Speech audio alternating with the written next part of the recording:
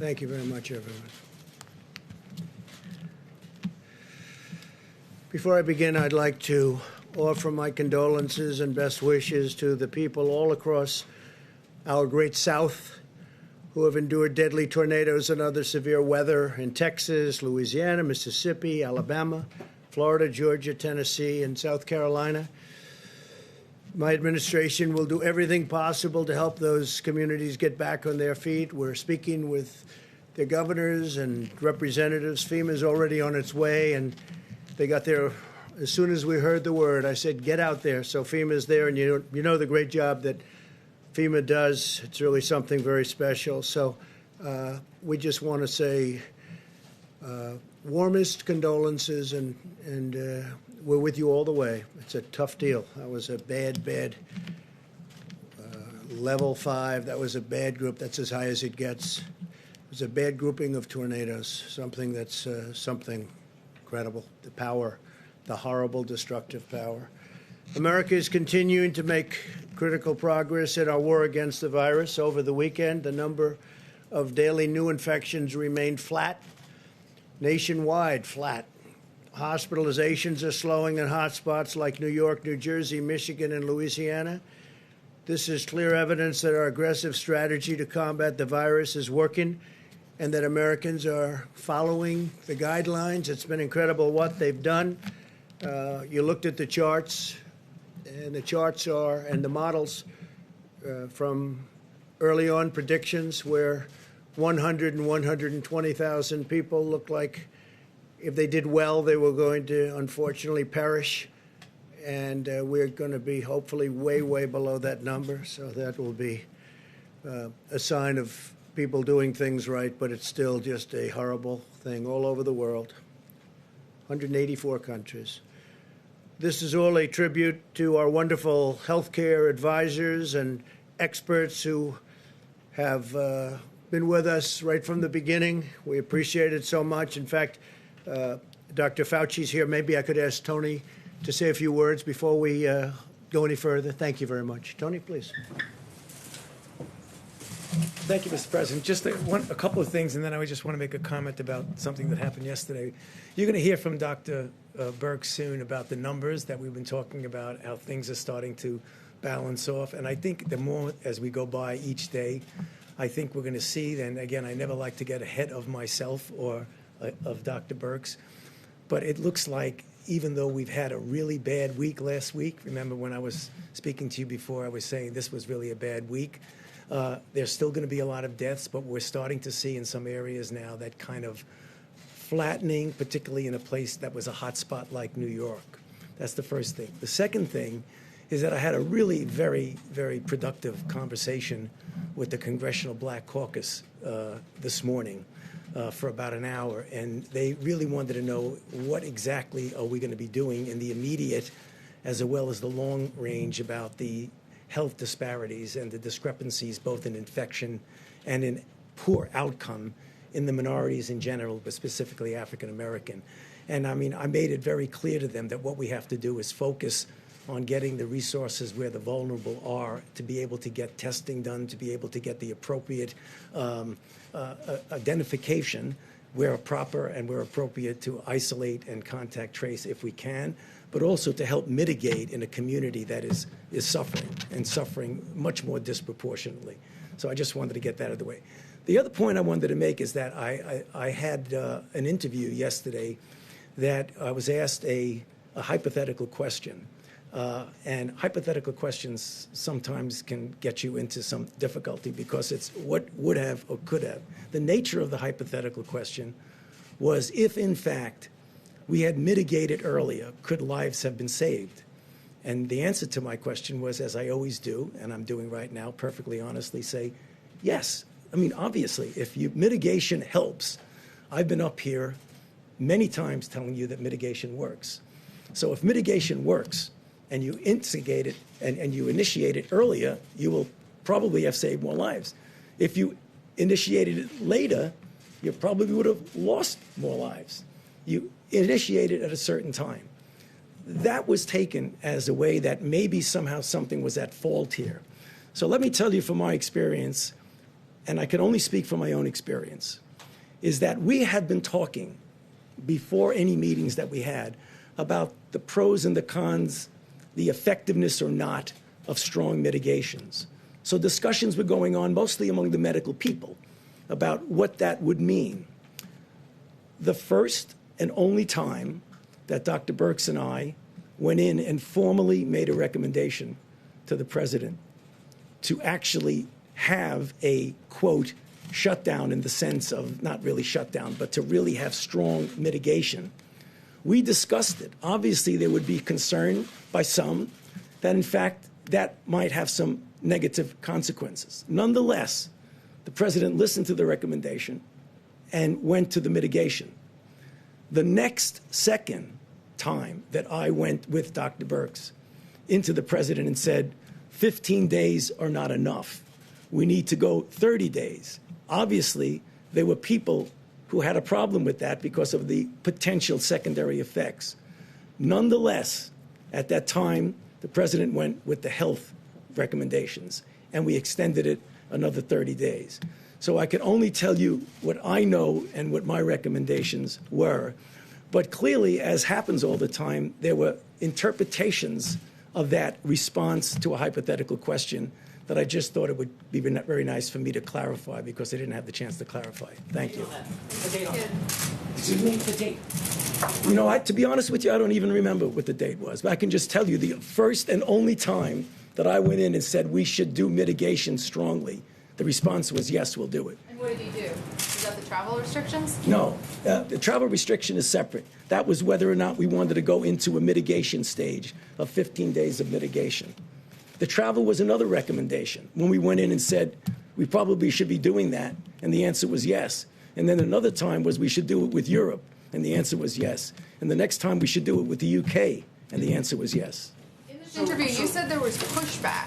Yeah. Where did that pushback come from? No, it wasn't, and that was the wrong choice of words. You know what it was? When people discuss, not necessarily in front of the president, when people discuss, they say, well, you know, this is going to have maybe a harmful effect on this or on that.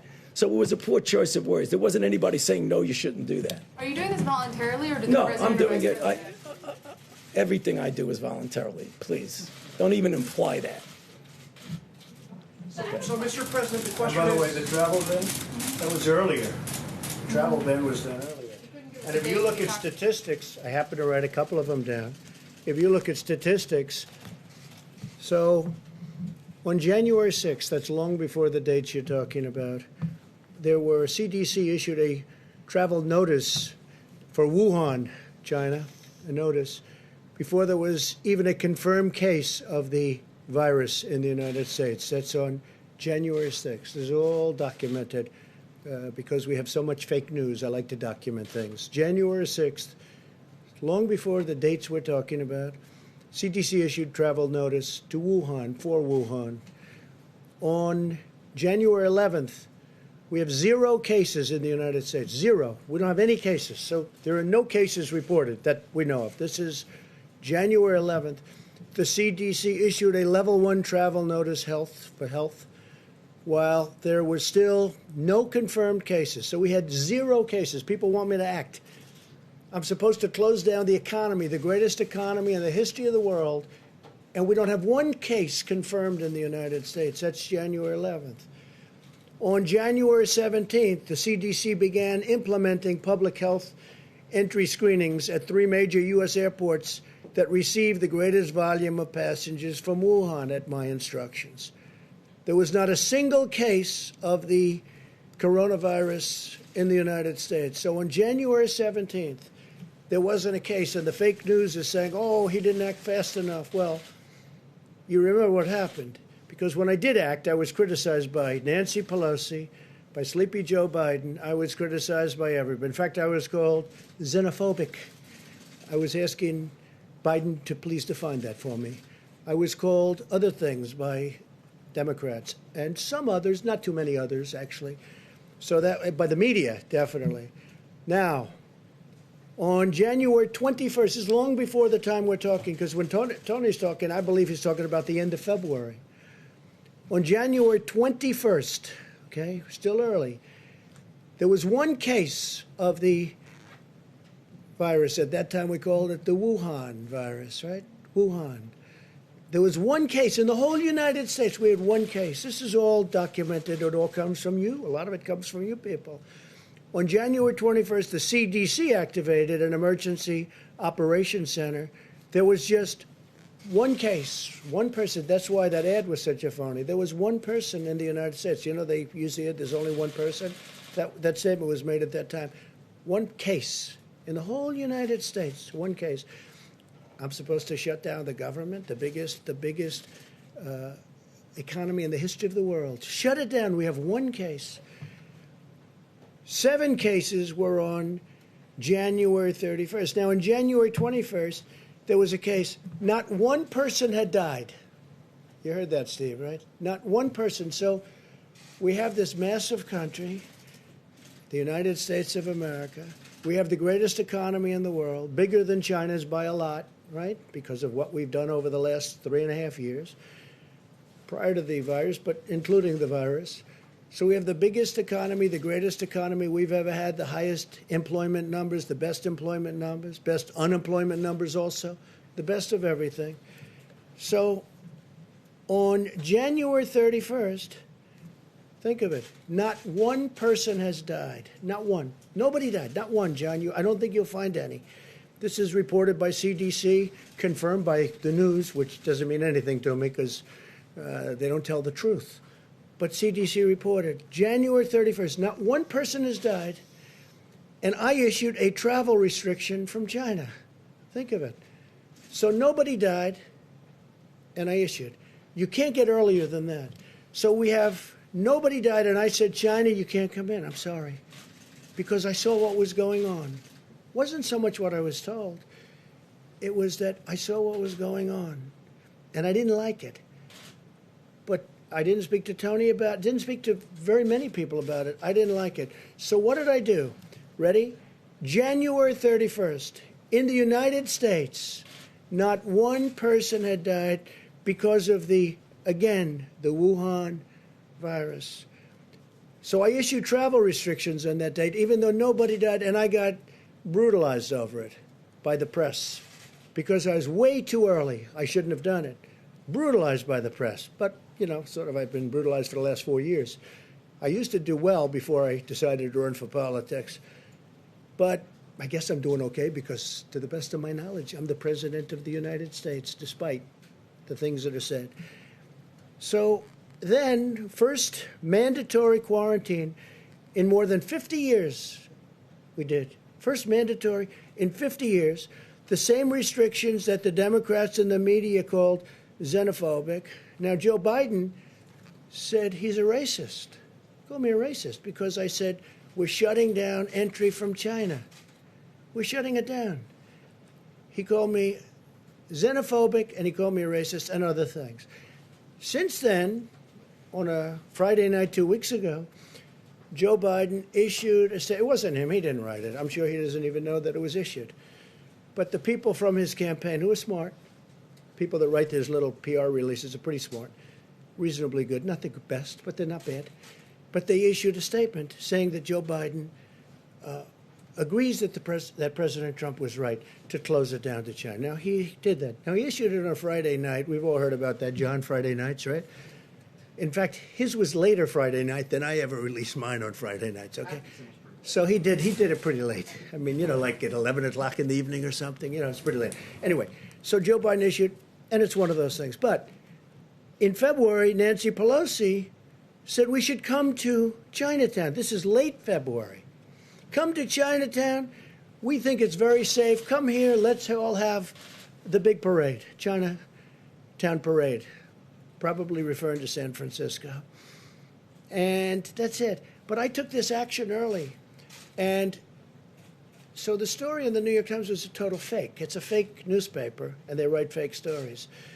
And someday, hopefully in 5 years when I'm not here, those papers are all going out of business because nobody's going to want to read them. But now they like them because they write about me. Now, with that, I have a couple of we have a few clips that we're just going to put up. We could turn the lights a little bit lower. I think you'll find them interesting. And then we'll answer some questions. I'll ask you some questions because you're so guilty, but forget it. But most importantly, we're going to get back onto the reason we're here, which is the success we're having. Okay? Please, you could put it on. Thank you. People should be more concerned right now with the flu in this country. A lot of people are concerned about the coronavirus because they're hearing a lot of news about it right now. But the reality is, comparing it to the flu, for example, it's not even close to being at that stage. What if it is worse? Is this a moment where maybe countries put politics aside, a little bit of pride aside, and do we have U.S. officials, should U.S. professionals such as yourself get involved? How worried should Americans be about coronavirus? Coronavirus is not going to cause a major issue in the United States.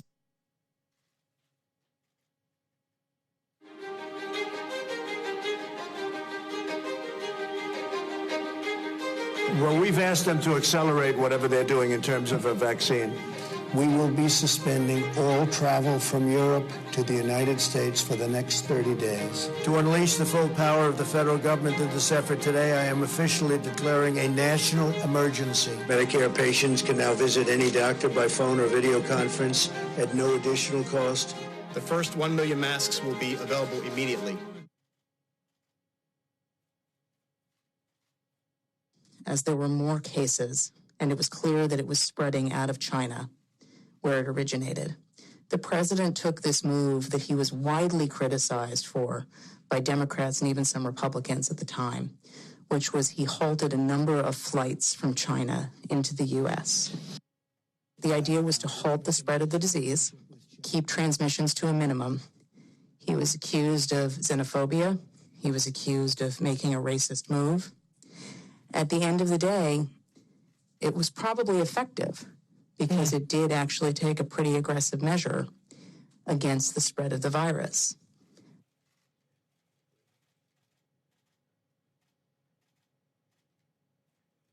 His team is on it. They've been responsive late at night, early in the morning, and they've thus far been doing everything that they can do, and I want to say thank you, and I want to say that I appreciate it. He returns calls. He reaches out. He's been proactive. We got that Mercy ship down here in Los Angeles. That was directly because he sent it down here. 2,000 medical units came to the state of California, these FMS, these field medical stations, and that's been very, very helpful. The president has been outstanding through all this. The vice president's been outstanding. Members of the coronavirus task force, very responsive. We had asked if we could have, New Jersey could have access to a piece of the beds that are on the USNS Comfort, and the president came back, called me a short few minutes before I walked in here to say indeed they would grant that to New Jersey. So that's a big step for us in addition to all the other capacity. That news is literally hot off the press. And I thank the president and vice president who are on the call together. President Trump approved Arizona's request for a presidential major disaster declaration. I want to thank the president for a quick turnaround. We requested this on a Wednesday, and we had approval by Saturday morning. And we are grateful to the administration for their continued support and responsiveness. Well, first of all, I want to thank the president and the vice president for doing a really good job of communicating with all the governors.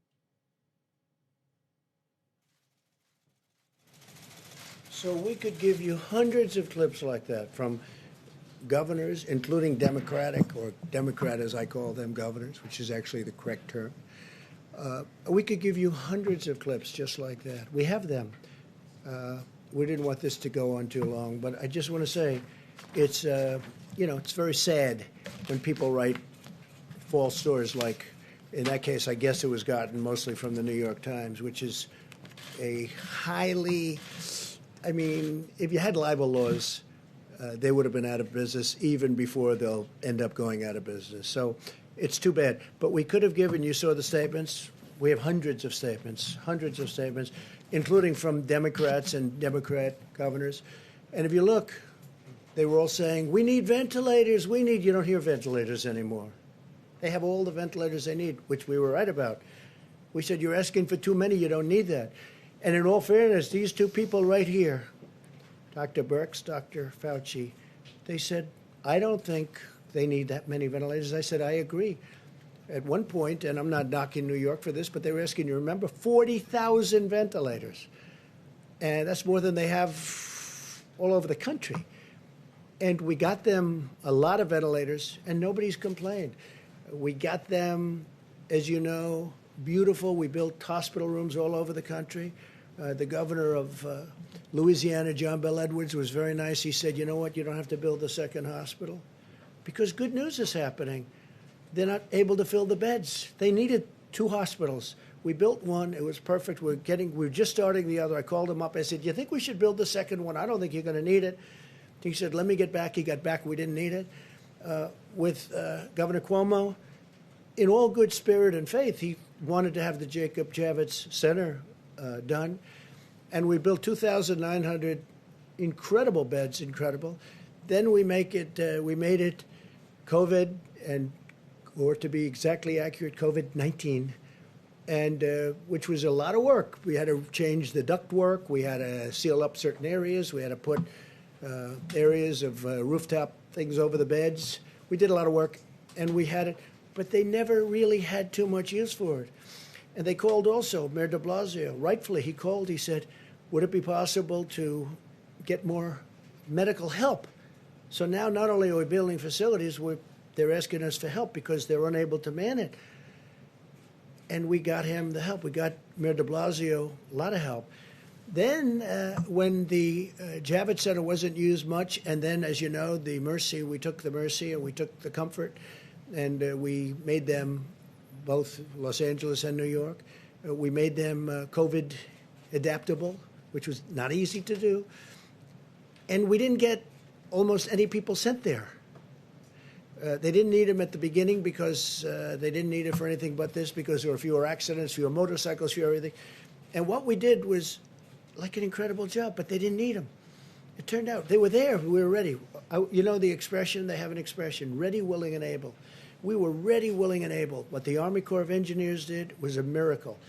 What FEMA did was a miracle. What the doctors did.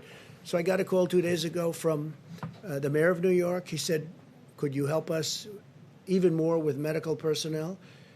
And we sent, I think it was 448 doctors, nurses, and respiratory experts, real experts. And I got a call from the mayor, and he said, I want to tell you, incredible, these people are incredible. He said they lifted the spirits of the hospital workers from New York City like nothing I've ever seen. He was unbelievable what he said, was really appreciated, and I let them know that. I let the military people. He said they went in there so brave, so incredible. They lifted the spirits of everybody. We did all of this work, but when you read the phony stories, nobody acknowledges this. And it doesn't have to be acknowledged from my standpoint, but it does have to be acknowledged from the great work that these doctors, nurses, the Army Corps of Engineers, FEMA, all these people, they've done this incredible job. And they shouldn't be abused, because you take a look at what's happened. Nobody's asking for ventilators, except outside of our country. Outside of our country, they're calling me, every country, they're calling me, so many countries, and I'm going to try and help them because we have thousands of ventilators being built. But nobody's asking for ventilators. Nobody's asking for beds because we built hospitals. I think we built 20,000 beds in a period of a couple of weeks. The job they've done is incredible. With all of that being said, I'm getting along very well with the governors. And if I wouldn't, Mike Pence had a call today with the governors, and it was like a 10. I said, how was it? He said, it's a 10. He used one of my expressions, actually. But he said it was like a 10. And I'm sure you people were probably on the call, although you weren't supposed to be. But you were sitting in somebody's office listening to it, because every time we have these, and you would know that for weeks those calls have been very good. But there wasn't a raised voice. There wasn't even a statement of, like, we think you should do this or that. I heard it was like just a perfect phone call. It might not be reported that way. They'll say, I thought that somebody maybe slightly raised, didn't even raise a voice. My only point of saying this, because I want to get back to why we're here. The press has not treated these incredible people who've done such a great job. They haven't treated them fairly. They're way off. We were way ahead of schedule.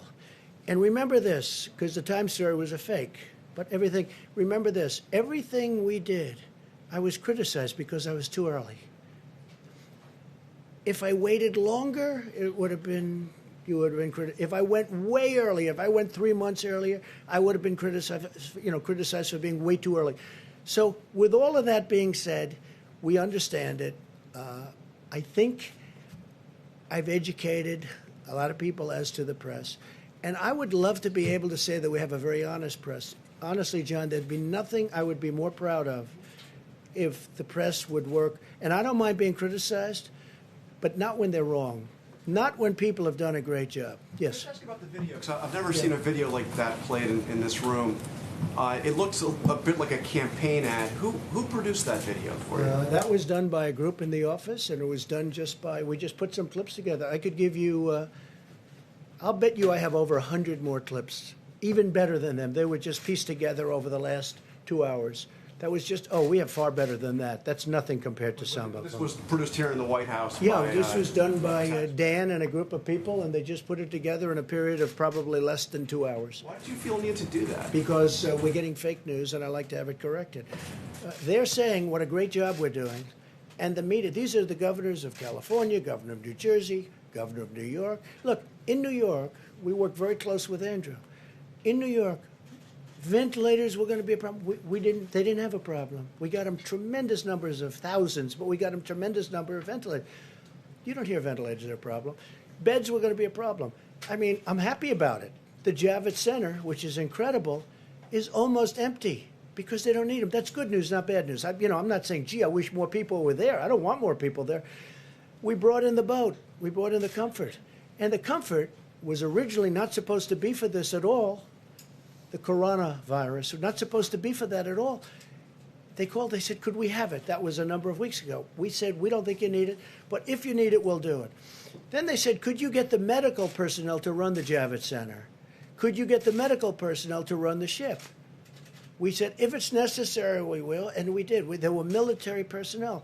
That's the ones that Mayor de Blasio was so great to in terms of his statements. I mean, I really appreciated his statements. He was so impressed with them, and I am too. The level of genius and bravery, they're great people, the military people. And we pieced that together. I would say it took less than 2 hours. It was done in-house, Steve. But just to be clear, this was produced by government employees, by people here at the White House, this campaign-style video. I wouldn't use the word produced. All they did was took some clips, and they just ran them for you. And the reason they did is to keep you honest. Now, I don't think that's going to work. It's not going to have any impact. But just think of it. You heard the clips. You heard what I said. They said, I acted late on closing down the country. Some people wish we never closed it down. Now, if we didn't, we would have lost hundreds of thousands of people. You know, interestingly, so I'm against it. We did the right thing. Everything we did was right. If we would have closed down... You think mistakes along the way here? You think everything you did was right? Well, look, governors should have had ventilators. They chose not to have them. We were able to get them ventilators. You haven't heard, other than... You know, there was a lot of panic, a lot of screaming. We want ventilators. They got the ventilators. You don't have that anymore. And the surge is supposed to be coming now. And if they do need ventilators, John, we've got almost 10,000 that are ready to rock. We have people standing with those ventilators right now. If you needed 2,000 in New York, which you don't, but if you did, we can have them here in less than 24 hours. We're ready to rock. This was a great military and beyond that operation. Let's get back to the regular. Well, shouldn't we get back to the regular? We could talk about this, but all I'm doing is this. I could have given you, like those are 4 or 5 clips that we just played for you. I could have given you hundreds of people. I mean, Gavin was on television 2 days ago with one of your competitors singing praise. He says, look, you know, the question was asked in a negative way. He said, look, I know what you want to say, but he's been really good. It's hard for me to say that. In fact, it's impossible for me to say. Gavin Newsom, the governor of California. I have many clips from I have some clips from Anthony that I didn't want to put up, which were really good. I think Anthony would be the first one to say, when I closed the country to China, when I closed the China ban, whatever you want to call it, Anthony said, I saved a lot of lives by doing that. I mean, am I correct? I don't want to put words in Anthony's mouth, by the way, and I like him. Today I walk in, I hear I'm going to fire him. I'm not firing him. I think he's a wonderful guy. You tweet something that said fire Fauci. Why did you fire Fauci? I retweeted somebody. I don't know. They said fire. Doesn't matter. Did you notice that when you retweeted it? Yeah, I notice everything. So you retweeted it even though it said time to fire No, Fauci? no, that's somebody's opinion. All that is an opinion. Read it and you elevated No, it. I was called about that. I said, I'm not firing. In fact, if you ask your friends in the office, in the public relations office, I was immediately called upon that.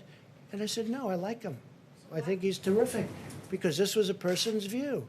Not everybody's happy with Anthony. Not everybody's happy with everybody. But I will tell you, we have done a job the likes of which nobody's ever done. The mobilization, getting of equipment, all of the things we've done. Nobody's ever done a job like this. We have 50 governors and territories, by the way. People don't ever mention that. We have territories. We have 50 governors and territories, and many of those governors are Democrats, and they can't find anything to complain about. And honestly, many of them didn't do their jobs. I'll let you know someday. Let's see what happens. But I may let you know who's not doing their job. I can tell you the ones that are good, both Republican and Democrat, and the ones who don't know what they're doing. But we help some of the ones that don't know what they're doing. They should have had their own stockpiles. And now, if they want, we can build them stockpiles of ventilators. The hardest thing is a ventilator because it's expensive. It takes a while to get. We got them, and nobody believed we did. Now, many of the governors were asking for far too many. And we said they were asking for far too many. We talked, and we said, you said very strongly that they just don't need that many. You said they don't need that many beds, Deborah. So that's it. Steve, go ahead. You and Dr. Fauci are on the same page. Yeah, we have been from the beginning. I don't know what it is exactly, but if I put somebody's opinion up, you know, I don't mind controversy. I think controversy is a good thing, not a bad thing. But I want it to be honest controversy. Now, when I got a call not very quickly, and nobody, saw that as being any big deal. They said, how are you doing with Dr. Fauci? I said, I'm doing great. And I didn't talk to Dr. Fauci even until we just got here. Dr. Fauci asked one of the people if he could get up and speak. And he did. So he said that And the they question- totally misinterpreted him. I saw what they did. He said the question was hypothetical, but what he was just acknowledging is that lives would have been saved if the mitigation practices were put into place earlier. That seems obvious. Do you not agree with that? Here's the thing. Now, what he really is saying, though, but how could you have done it? Look, I just went over stats with you, right here. How do you close it up?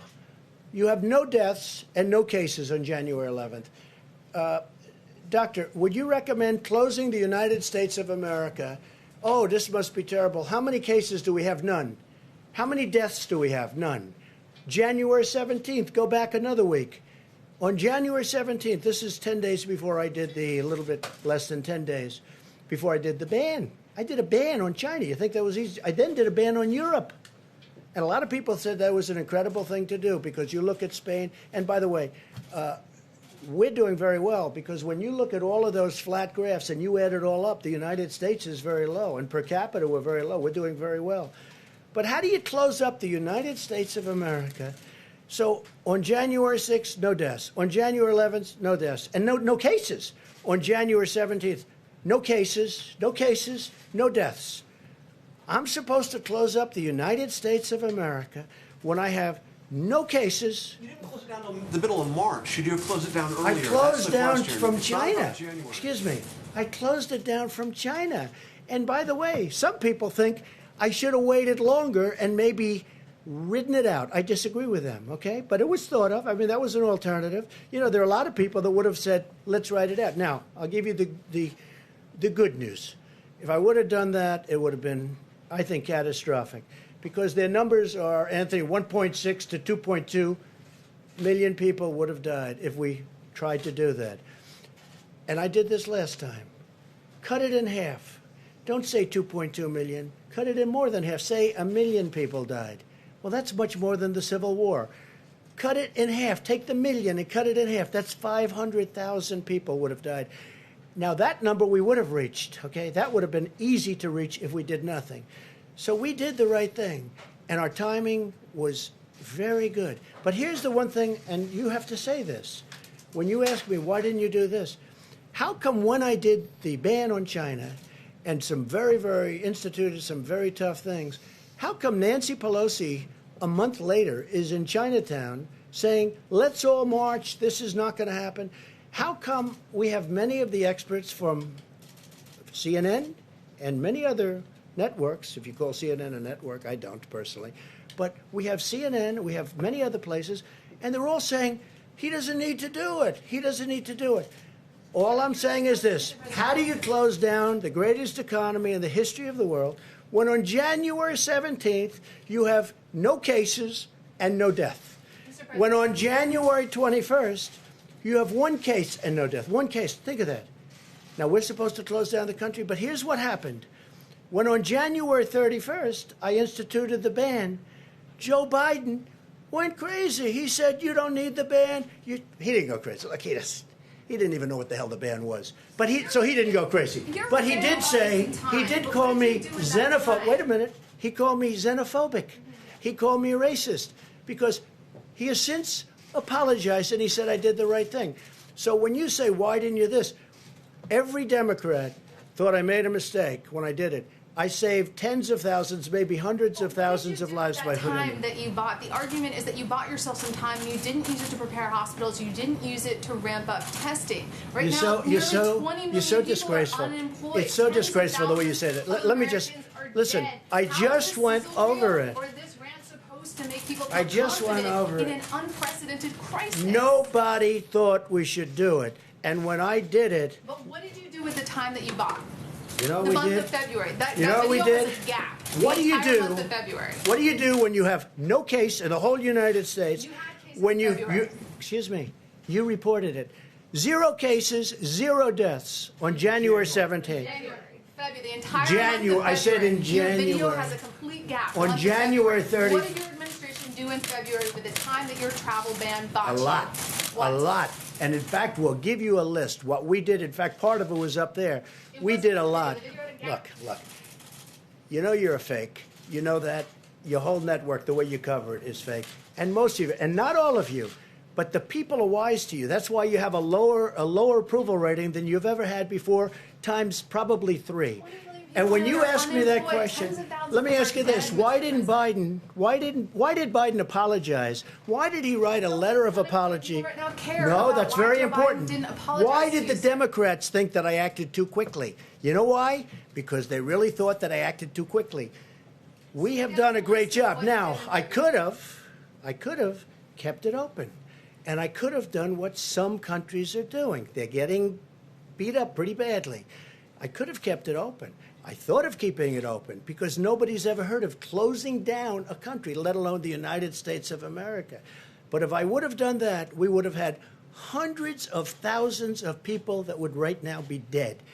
We've done this right, and we really have done this right. The problem is the press doesn't cover it the way it should be. Go ahead. One more question, Steve. Go ahead. There's a debate over what authority you have to order the country reopened.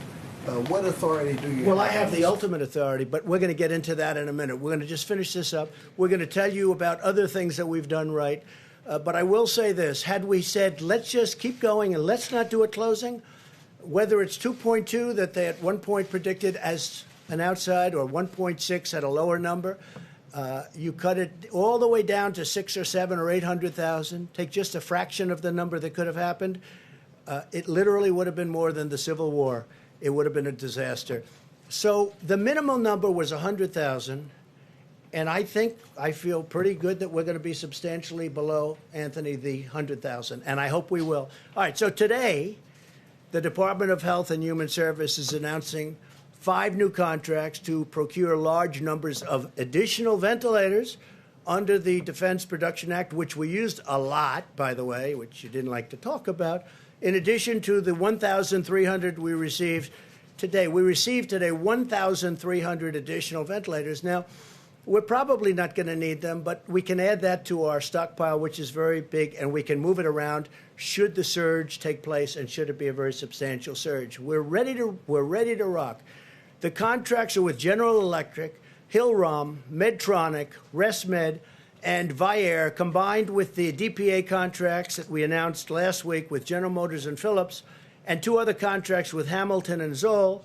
We're adding 6,190 ventilators to the strategic national stockpile, of which we have a lot already, thousands, close to 10,000.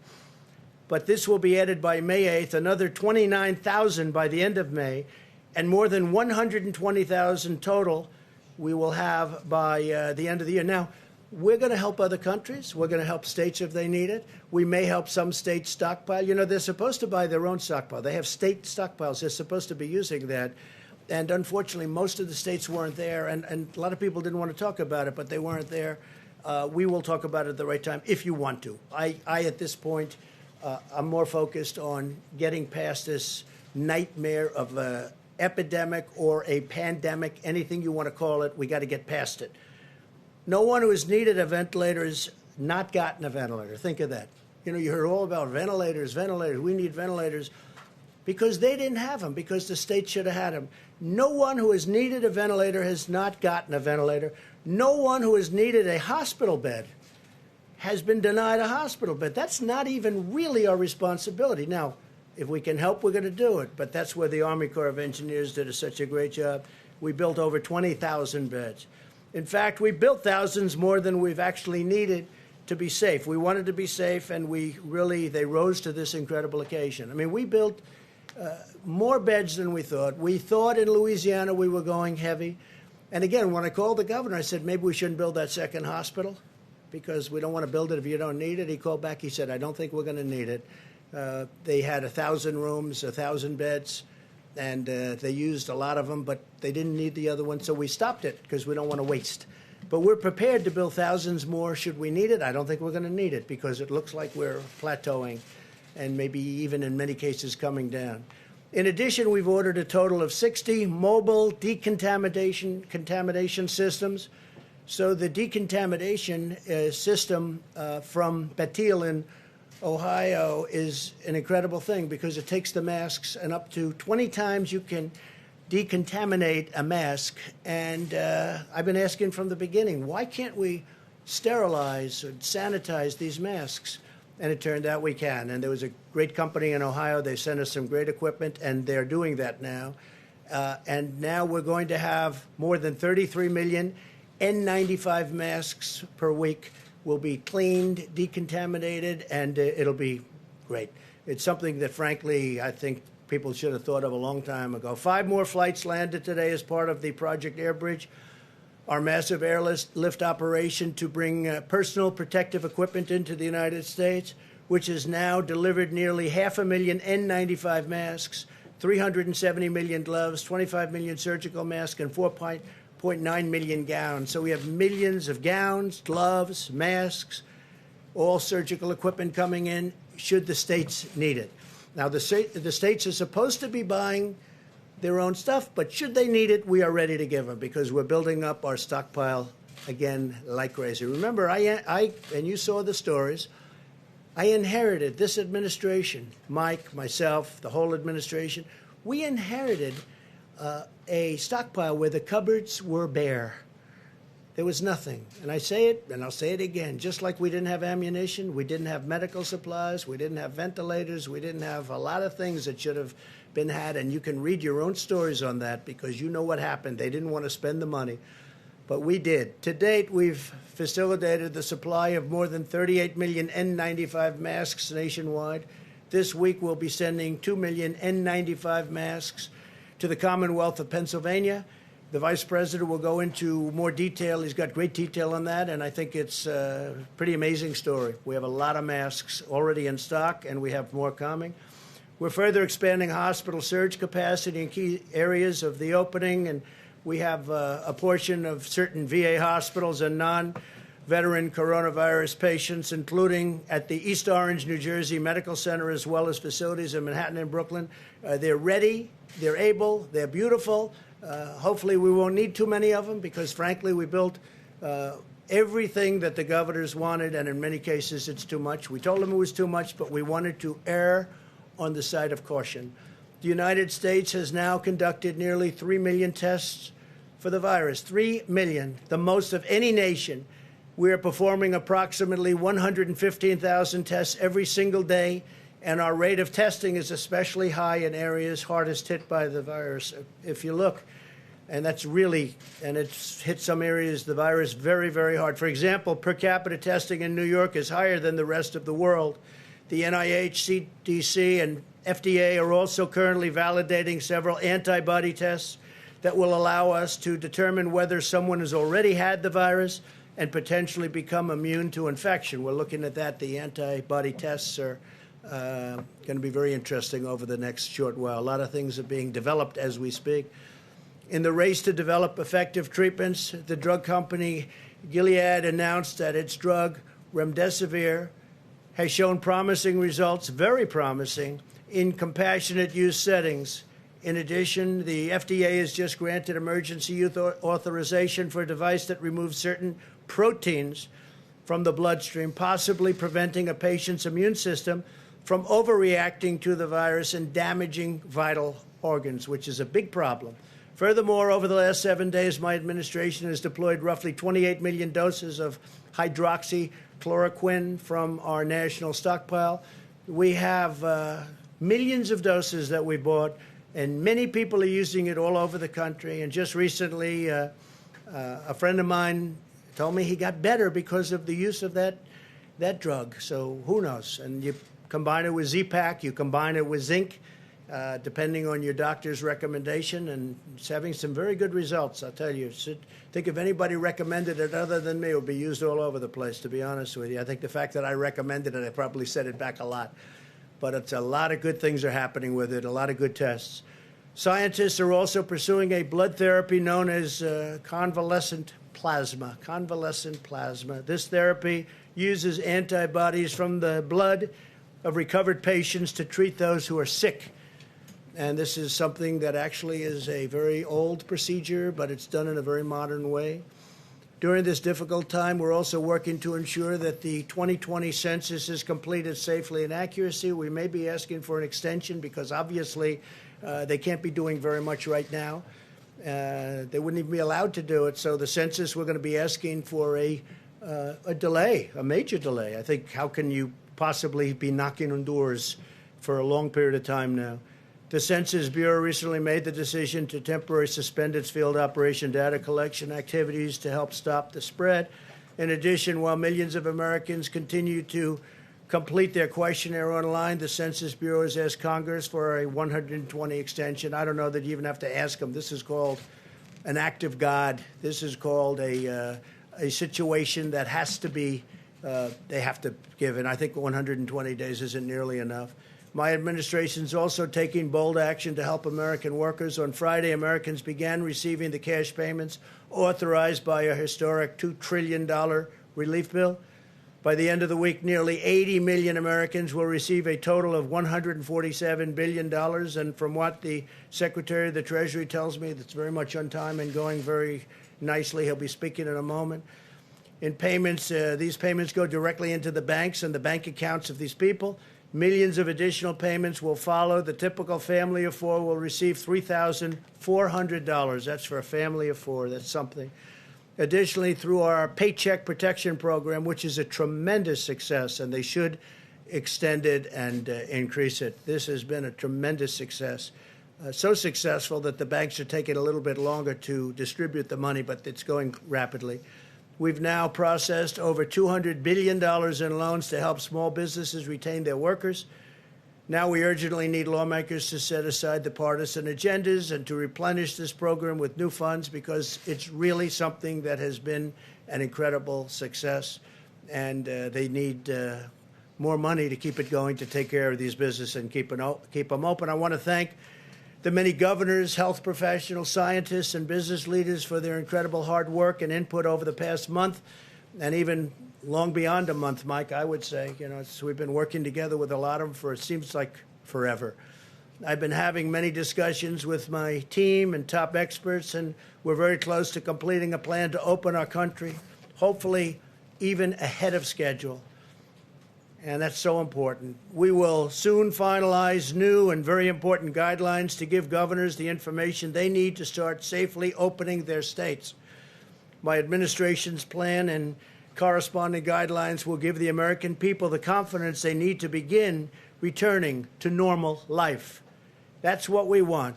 We want to have our country open. We want to return to normal life. Our country's going to be open, and it's going to be successfully opened. And we'll be explaining over a very short number of days exactly what is going to be. We've also, as you probably heard, developed a committee. We're actually calling it a number of committees with the most prominent people in the country, the most successful people in the various fields, and we'll be announcing them tomorrow. This weekend, the United States also helped facilitate an unprecedented agreement among the 23 nations of OPEC Plus. That's OPEC Plus additional energy-producing nations, representing many of the world's largest oil-producing countries to stabilize oil markets. And we have, in fact, and I think you've seen a big stabilization over the last couple of days. Together, countries around the world will cut oil production by approximately 20 million barrels. People are saying 10 million, but we think that the number that they'll actually hit is going to be closer to 20 million barrels a day, and that will help a lot with saving jobs all over Texas and Oklahoma and North Dakota and many of other of our big energy states. This historic action will help nearly 11 million American workers who are supported by the U.S. oil and gas industry. It's a very monumental agreement. I want to thank Saudi Arabia and the King of Saudi Arabia, Crown Prince of Saudi Arabia, both. I want to thank President Putin of Russia, and I want to thank a very good friend of mine, man who's become a friend of mine. The President of Mexico showed great flexibility, President Lopez Obrador. He showed great flexibility and tremendous intelligence doing what he did. It was not that easy for him, and I want to thank Mexico and the President. This is a very historic deal, very historic, so we'll see how it all goes. In this time and challenge, and we are certainly in a time probably like we haven't been in many, many decades. We are strengthened and sustained by the bonds of love and loyalty that unite all Americans. I'm so proud of the American people. Everywhere you look, you see the patriotism of our people shining through in the courage of our doctors and nurses on the front lines, in the dedication of our food supply workers, and in the commitment of every citizen to achieving victory over the virus. That's what's going to happen. It's going to happen sooner than people think, and we're going to be smart about it, very, very smart about it. We're going to be safe about it. We're going to be listening also to the great doctors and medical professionals. Together, we're beating back the invisible enemy, and we're paving the way for great resurgence, really a great resurgence for American prosperity. Our country wants to go back. They want to go back to work. They're going to go back safely, and that's what we want. I'd like now to ask Vice President Pence to say a few words, followed by Dr. Fauci and Dr. Birx. I think before we do this, because I know there's an emergency where they want Steve to come, so what I'll do is I'll ask Steve to come up, Secretary of the Treasury. You can talk a little bit and then maybe take a couple of questions about what's happening. Tell them the success we're having. Thank you very much. Thank you, Mr. President and Mr. Vice President. As you announced, we are very pleased that we are ahead of schedule on delivering the economic impact payments. These were what was known as the checks in the mail that we want to deliver in direct deposit. This is ahead of schedule. We started processing those last Friday. We expect that over 80 million hardworking Americans will get the direct deposit by this Wednesday. And we know how important that is to all of those hardworking Americans, many of which are at home not working at the moment. If you do not receive them by Wednesday, on Wednesday we will be launching at irs.gov. Click on irs.gov, go to Get Your Payment. If you filed a tax return in 2018 and 19, have that information available. You'll be able to ID yourself. You'll be able to put in your direct deposit information, and within several days, we will automatically deposit the money into your account. We want to do as much of this electronically as we can. It's very important in this day and age. It's more secure, and you don't have to go to the bank. If you are a Social Security beneficiary, you do not need to do anything. You will get a direct deposit. If you have not filed and did not need to file a 2018 and 19 return, you can go to irs.gov now and enter your information and authenticate yourself. So again, we are very pleased that that is ahead of schedule. I'd also like to announce the progress we're making on the new SBA program, the PPP. Let me just remind everybody, this is a brand new program that is now 1 week old. We have distributed and confirmed $230 billion of loans to over 4,600 lenders participating. That is multiples and multiples of anything that the SBA has ever done in 1 year before. And I especially want to thank the broad-based community banks that are participating. Again, over 4,600 banks. If you haven't had your loan processed, you will get it processed this week. As the president said, we've gone back to Congress and asked them for more money to make sure that every business has access to this. Let me also comment for the states. We are distributing out half the money this week to the states. That's a week ahead of time. And we'll deliver the other half of the money to the states next week. And then let me just finally comment, we've been working very closely with the Federal Reserve.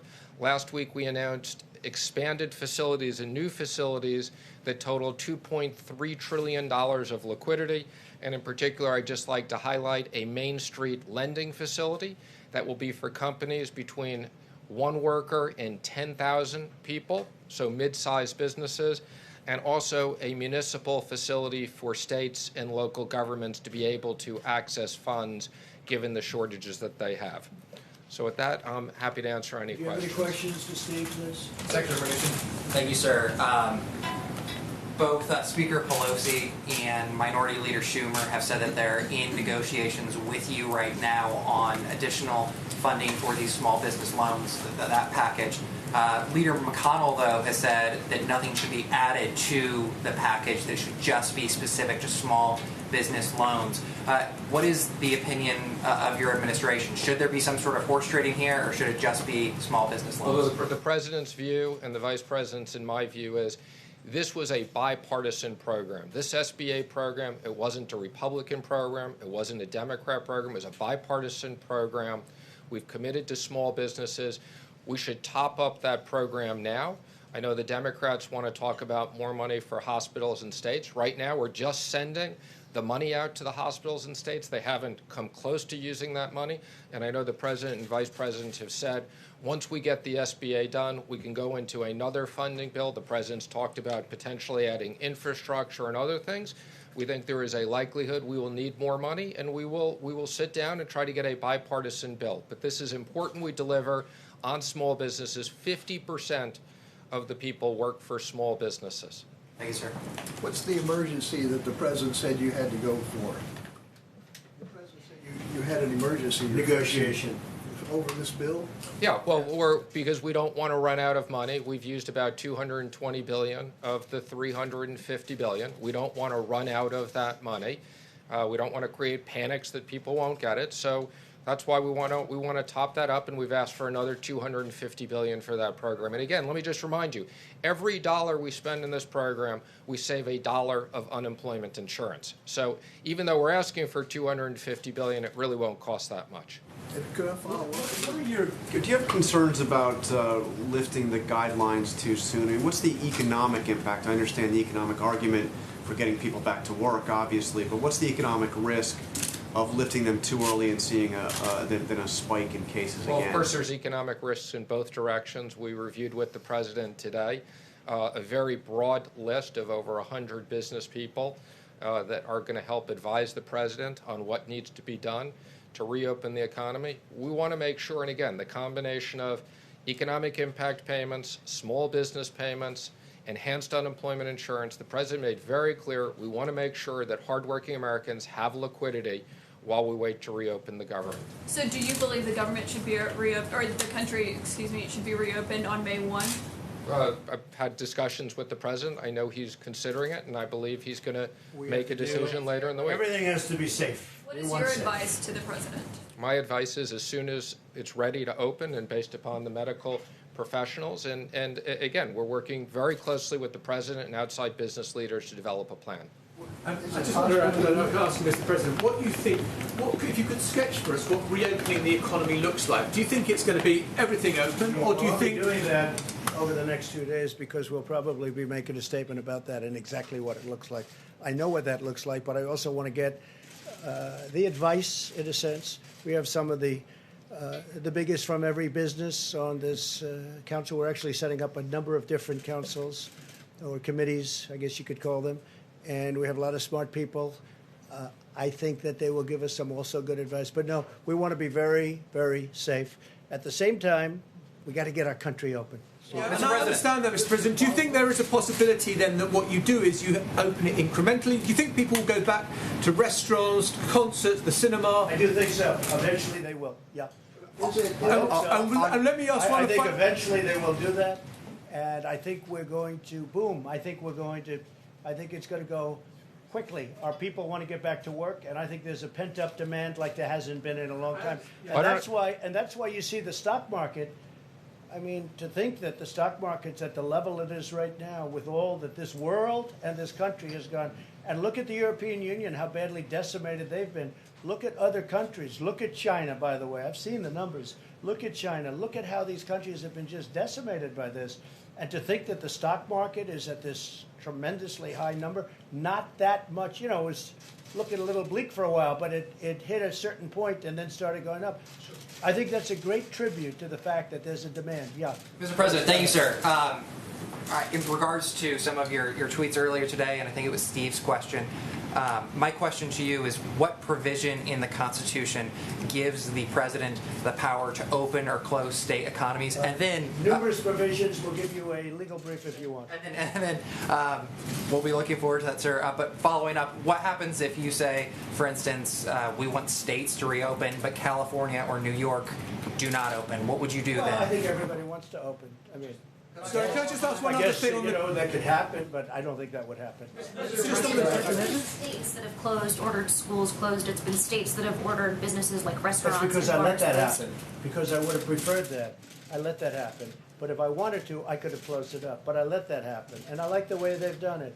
And the 7 that remained really in sort of a semi-lockdown, if you look at those states, they've really done a very good job. They're very much different from a New York or from other places where they've been hit very hard. So you're prepared to pick one states and say, I order you to open your schools, I order you to force kids to be able to go? Yes, Mr. President. Following up on that, there are 2 consortiums of states today, California, Oregon, Washington on the West Coast, northeastern states, totally representing about 100 million people, who said they're going to cooperate and decide when to reopen. Well, they can decide, but does that undermine what you're trying to do? No, not at all. Let me just tell you, very simple. I'm going to put it very simply. The President of the United States has the authority to do what the President has the authority to do, which is very powerful. The President of the United States calls the shots. If we weren't here for the states, you would have had a problem in this country like you've never seen before. We were here to back them up, and we've more than backed them up. We did a job that nobody ever thought was possible. It's a decision for the President of the United States. Now, with that being said, we're going to work with the states because it's very important. You have local governments. They're pinpointed. It's really, you talk about, it's like a microchip.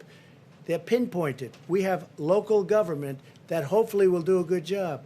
And if they don't do a good job, I'd step in so fast. But no, they can't do anything without the approval of the President of the United States. Go ahead, please. So if some states refuse to reopen and you order them to, the 10th Amendment to the Constitution says all powers that don't reside in the President or the Congress reside in the states. How do you overcome that? Well, if some states refuse to open, I would like to see that person run for election. They're going to open. They're going to all open. The ballot box. I think that's something that's not going to happen. They want to open. They have to open. They have to get open. Every one of those states, the people want to go and they want to. Now, some are in a different situation. You have, I won't name states now, but I will over the next 2 or 3 days. I'm going to be very specific. But you have some states where this is not the kind of a problem that it is in New York or Louisiana or Michigan or other places that got hit very hard. Illinois got hit very hard. But all states want to open, and they want to open as soon as possible. But they want to open safely, and so do I. Yeah, please. Thank you, Mr. President. Today, the French President, Emmanuel Macron, said that he will keep the shutdown in France till the middle of May. Does that mean that the U.S. will keep the ban on France flights got hit from very Europe? hard. France got hit very hard. And again, he has to do what he has to do. He's a friend of mine. But France, Spain has just been decimated.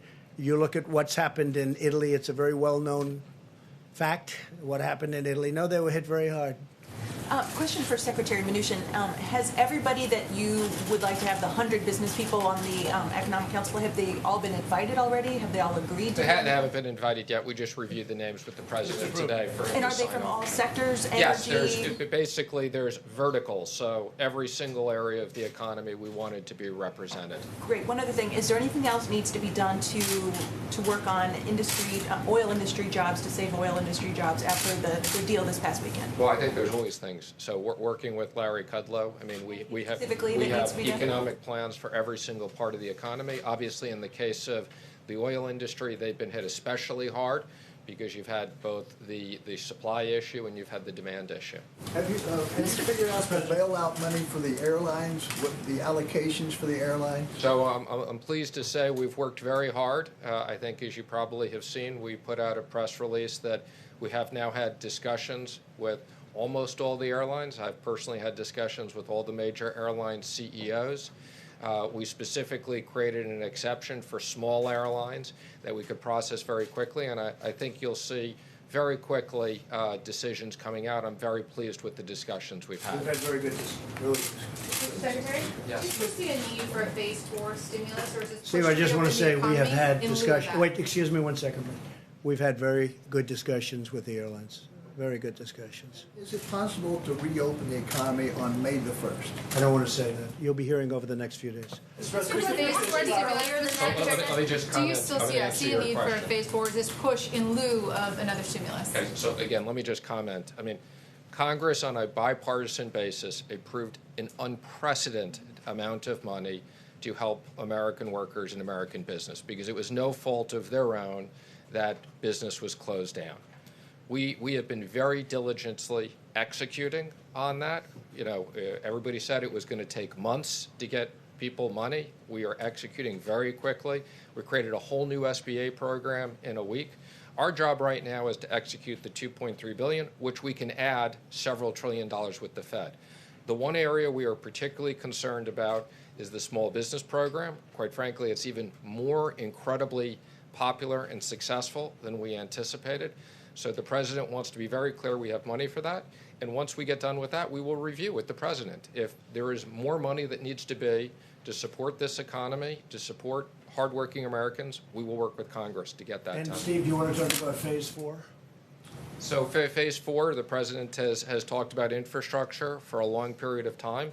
We've talked about, to the extent that the hospitals need more money because of the medical issues, we'll monitor that. We want to make sure there are incentives for restaurants, entertainment, people to get back to those types of things. So we'll be looking at very specifically provisions to stimulate parts of the economy. Some of them may be money issues. Some of them may be regulatory issues. Mr. President, just to clarify your understanding of your authority vis-a-vis governors, just to be very specific. For instance, if a governor issued a stay-at-home order... When you say my authority, the president's authority, not mine, because it's not me. This is when somebody's the president of the United States, the authority is total. And that's the way it's got to be. Your authority is total. It's total. It's total. Your authority And the is governors total. know that. So if a the governors know that. Now you have a couple of bands of excuse me. You have a couple. Could you rescind that order? You have a couple of bands of Democrat governors, but they will agree to it. They will agree to it. But the authority of the President of the United States having to do with the subject we're talking about is total.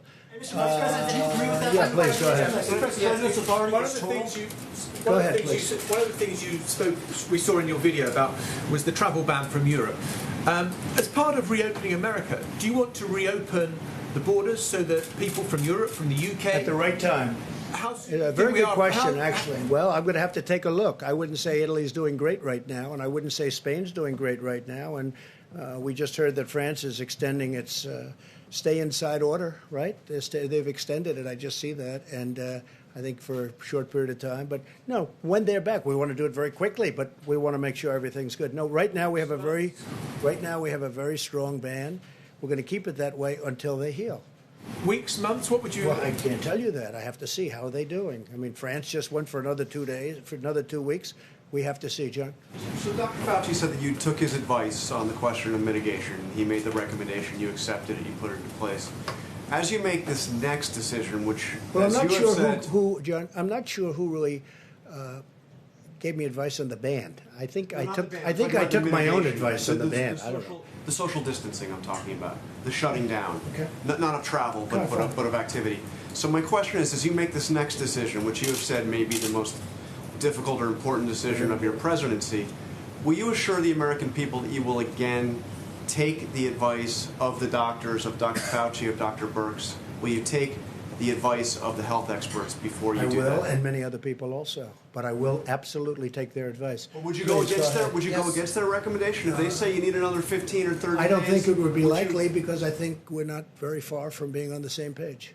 Please. Yes, Mr. President. One thing that Governor Cuomo said today is that states do not have the capacity to do mass COVID-19 testing ahead of a reopening. Well, they have to do it. Look, he says he supposed can't to be doing purchase it. the diagnostic tests or equipment and needs federal help. Well, so will the they may states need get help, that? Will they get it? but they're there. They're on ground. They've got local mayors, local representatives. They have people that do it. And what we did last time is unprecedented. We literally rebuilt tests. We rebuilt a whole industry because we inherited nothing. What we inherited from the previous administration was totally broken, which somebody should eventually say. Not only were the cupboards bare, as I say, but we inherited broken testing. Now we have great testing. I just left the top executives at Abbott. Who would have thought that would have happened, where they have such a great test as that? And in fact, what I'll do, I think, unless you have any further questions for the Secretary of the Treasury, do you have anybody for Steve? Anybody? Is that for the Secretary of the Treasury? If it's for me, we can wait. For Secretary we have to get him back to work, okay? Yes, sir. For Secretary Mnuchin, a question from one of my colleagues who's not able to be in the room. They're curious about the SBA rule that prevents small casinos from getting some of this relief. Is that something that you're taking a look at? Is there going to be a change to So not small casinos, but there are such things as small taverns and restaurants that have literally, small gaming things, and we are coming out with some additional guidance on that. But I want to be clear, it's not small casinos. Secretary, Yes. there was a letter that some House Republicans sent this weekend about liquidity for mortgage servicers. Yes. Can you explain what you're looking at on that front? Sure. So I think I commented on this a week or so ago. We had a subcommittee task force at EVSOC that specifically studied this issue. We have all the appropriate people on it. Ginnie Mae has automatically taken some action. We've had conversations with the FHFA as to what they're going to do for Fannie and Freddie, and we've said that to the extent they need certain authorities from the Treasury, we will accommodate that. So we're very aware of the issue. Quite frankly, we'd been studying this issue way before COVID and had concerns about some of these non-bank servicers not being well capitalized, but we're going to make sure that the market functions properly. Thank you, sir. We have seen in a number of these relief bills that Democrats and Republicans have been able to push forward different non-coronavirus specific funding priorities. Are you trying to keep funding specific to coronavirus? And then if there are going to be other additions, for instance, a change to labor rules is something that many on the left wanted. Some on the right are wondering if they should also, if you should also be pushing for, their preferred add-ons. Well, I think our expectation has always been this is COVID related. Some people have a rather broad view of what COVID related is because it has impacted almost every single business. I think the president has talked about the Kennedy Center, which is a good institution. Obviously, that was not the major priority of the bill, but they were hit with COVID related. But no, the president has instructed we want to be very specific in the next bill. It's COVID related items. Well, we didn't want to do the Kennedy Center, just so you understand, and that was done.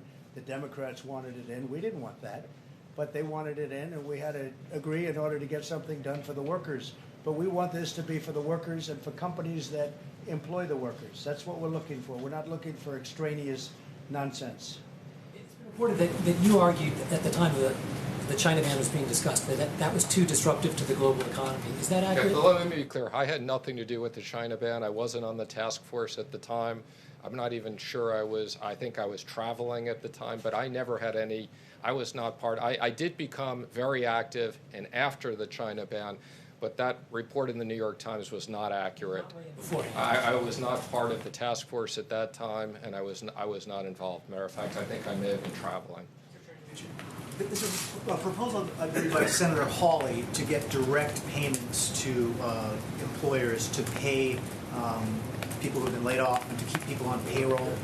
Does the administration support that proposal? Well, again, that is the PPP. The PPP is basically sending money to small business, 50% of American workers, to keep those people paid. And it's the most efficient way. Every dollar, as I said, we do through that, it's one less dollar of unemployment. And more importantly, we want those people to be associated with the business, so as soon as the president is ready to open up the economy, those businesses are together. We don't want those businesses to fall apart. That's why this is such a successful program. But are we you want talking about Congress to remove unemployment? it. You're talking about the unemployment. Sending it indirectly to the states. We would have preferred that it was sent directly to the people. The Democrats wanted it to be sent through the unemployment system, and you know, I've talked to you about it. We have 40-year-old equipment in many of those systems. They're run by the state. But I'm hearing they're getting the money out anyway. So some of them are, and some of the states aren't, and we encourage, you know, we're working with the states to try to update their computers, but it's a long haul. Okay? Thank you, Steve. Thank you, Mr. President. Phase 4, Steve. Phase 4. Come on, Steve. A quick question about something you just said. You said when someone is president of the United States, their authority is total. That is not true. Who Okay, told you know that? what we're going to do? We're going to write up papers on this. It's not going to be necessary because the governors need us one way or the other, because ultimately it comes with the federal government. That being said, we're getting along very well with the governors, and I feel very certain that there won't be a problem. Yeah, please, go ahead. Has any governor agreed that you have the authority to decide when their state I haven't opens asked back up? anybody because But I no don't. one has You know why? agreed. Because I don't have to. Go ahead, please. But who told you the president has the total authority? Enough, please. You mentioned the vice president's call with the governors today. Governor Hogan of Maryland has urged your administration to ask Congress for $500 billion to help stabilize budgetary shortfalls created by coronavirus. It's nice of Governor Hogan. Very much. We appreciate Governor Hogan's statement. Governor Cuomo said the CARES Act ignored state government Cuomo. revenue shortfalls. Do you support that request? And Mr. Which Vice one? What President, did you say? he said the CARES Act ignored the budgetary shortfalls. Well, they're looking at things in phase 4 where they have, you know, where they talk about states, and they're also talking about hospitals. They're talking about states who have been battered, and they're also talking about hospitals, and we're certainly willing to look at that. Will you urge Congress on their behalf? We'll see what we all come back with, but they are talking about states, and they're talking about hospitals. OAN. Thank you, Mr. President. Governor of Michigan, Gretchen Whitmer, has on Thursday signed an executive order banning the sale of non-essential goods. If other states The sale of what? non-essential goods, she has banned the sale of non-essential goods. Many are calling this draconian, unconstitutional. As president, do you think that if other states were to follow her example in the coming weeks, that the federal government should intervene? Well, I don't think that's going to happen. I think it's very extreme, but she's doing it, and I think it's going to be over a long way before we have to start thinking about it too much. It is strong. It's a very strong position to take. But they're making a lot of progress in Michigan, so let's see how it all works. What is the status of the funding for the World Health Organization? We're going to be talking about that very soon. I'm getting a full report. I'm not happy with the World Health Organization. Not happy with the World Trade Organization either. We've been ripped off by everybody. We have, this country, for so many years, has been ripped off by everybody, whether it's a World Health or World Trade. They're like, I call them the Bobbsey twins. They look at our country. For years and years, we had people that did nothing about it. We're doing a lot about it. So we'll have a report, and we're also talking about the World Trade Organization. But we've made a lot of progress there. We're now winning cases for the first time because they know I'll leave if we don't get treated fairly. This country, our country, was at a point where we rarely, if ever, won the lawsuits within the World Trade Organization. But now we're winning a lot of them because they know I'm not playing games. We will pull out if we have to. We just won a $7 billion lawsuit, which was very nice. Do you expect a decision this week on cutting funding for the WHO? Yeah, I would say by the end of the week I'm going to make a decision on that. Yeah. Okay. There's a lot of things happening. On China, Why are there no consequences for China for the How do misinformation you know that there they are no shared? consequences? We've been asked, and How it do you appears know that there are no were consequences? What are the consequences, Mr. President, I for the wouldn't tell you. misinformation? China will find out. But Why would I people- tell but you? People are concerned that they stonewalled. No, you started that they off by gave saying, why are there misinformation. no consequences? This a few times, so follow up on your response. Why are there no How do consequences you for know China? there are no consequences? you, You're and going to you've find said- out. you've said I that you wouldn't did tell not. you. You'd probably be the last person on earth I'd tell. There will Go be ahead. consequences. Yeah, please. Mr. President, actually, this is a question for Mr. Vice President. Do you agree with the President's statement and his understanding of federalism that his power is total, like, in the way that he described it? Is there anything you'd like to add or any context you'd like to add to the way he was discussing that? I support the President's leadership under the National Emergency Declaration that he signed. We're standing before you today, the first time in American history, when all 50 states have issued emergency declarations, and the territories. This is an unprecedented time in the life of the nation. And fortunately, as presidents reflected, and our health experts will continue to reflect, because the American people have heeded the president's coronavirus guidelines for America, because state governors have taken those and implemented them, even in states where there was not a significant outbreak, and implemented additional measures as we provided them with data about cases and best practices. We're making real progress as a country. You But think make his no powers are a mistake little bit about more it. circumscribed than total? Well, make no mistake about it. In the long history of this country, the authority of the President of the United States during national emergencies is unquestionably plenary. You can look back through times of war and other national emergencies. And as the President said, we'll happily brief that. But in the days ahead, what the President has charged us to do is to work with our health experts. We're going to bring together an extraordinary group of American business leaders to counsel the President. And then working with the CDC, we're going to produce new guidelines based upon the data for every state and territory in this nation.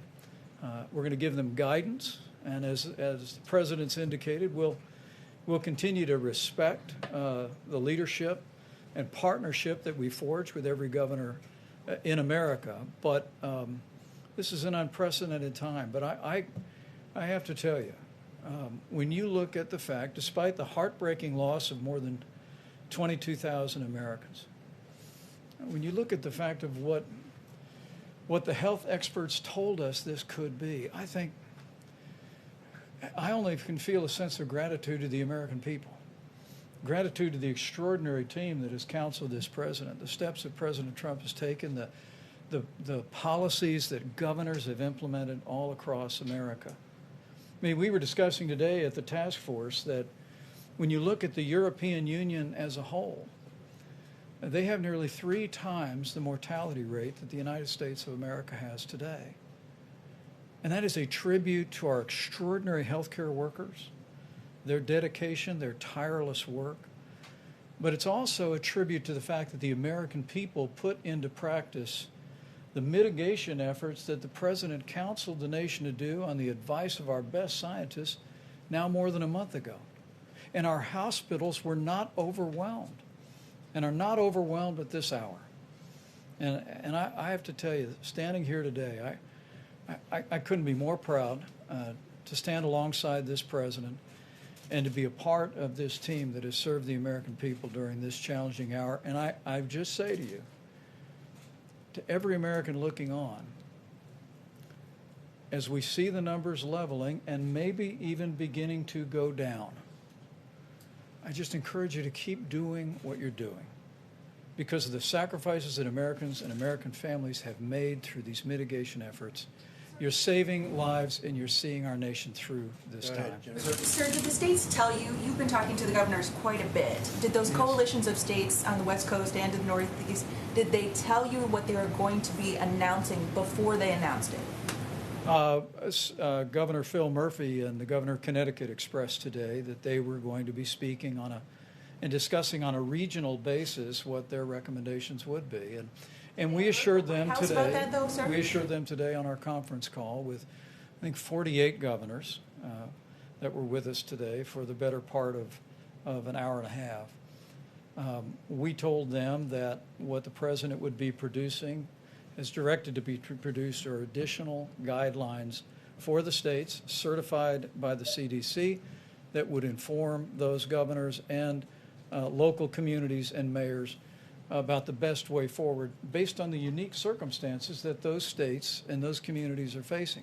I think what's clear is the American people have seen the experience in Washington State, where this really all began for us, and in California, and now the extraordinary challenges in the greater New York City area, including New Jersey and Connecticut, the challenges in New Orleans and Louisiana and Detroit, still Chicago, parts of Houston.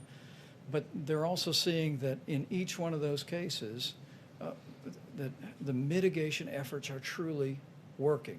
And so we'll work with those states, and in some cases it'll make perfect sense for them to work together let you know ahead on of a time regional what they're basis. planning? But the president will be. I'm sorry, I didn't hear your question. Can you tell us? Did they let you know? No, you made a statement. You don't know that. Did the I West didn't Coast hear you. states- I didn't hear And the we would, statement. and we would like to have their cooperation, and we are going to have their cooperation. They will cooperate perfectly. Watch. And let me just affirm what the president said. We heard it again today in what I think was our 9th conference call with governors.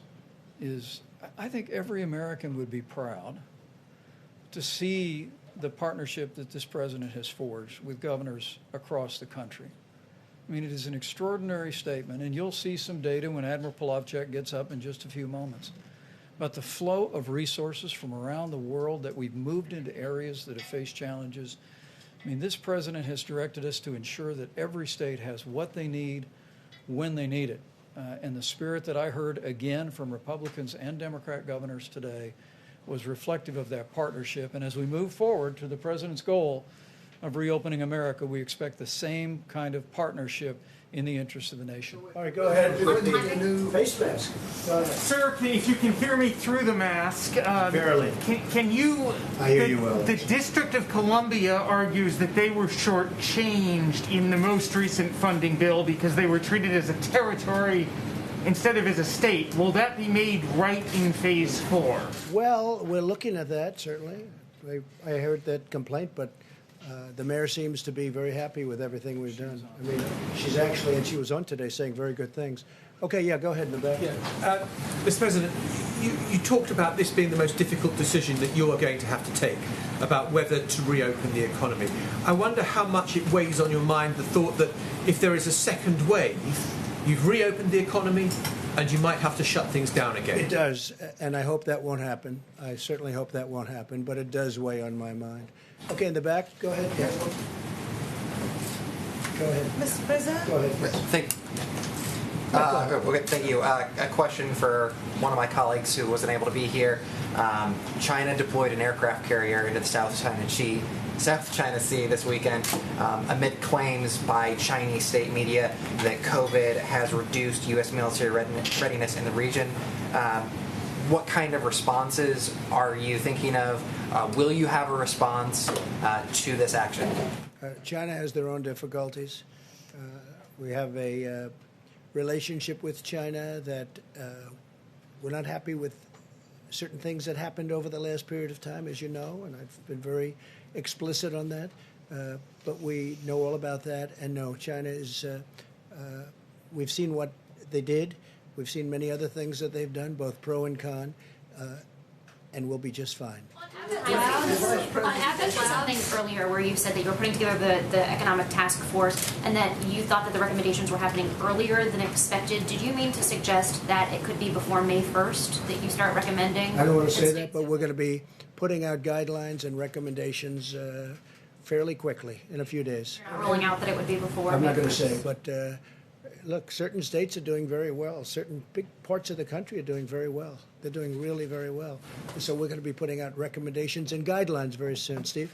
These new guidelines would they fit each area, or would they be a uniform You're set going of to see, guidelines? I don't want to tell you now, but right now we have a very strong indication that we know pretty much. We have some good ideas. I also do want to get, we'll have video conference or at least a conference call with a lot of very good people having to do with certain fields, whether it's energy or whether it's entertainment and restaurants, et cetera, et cetera. We have to get people back into restaurants. We have to do what we have to do, whether it's deductibility or not.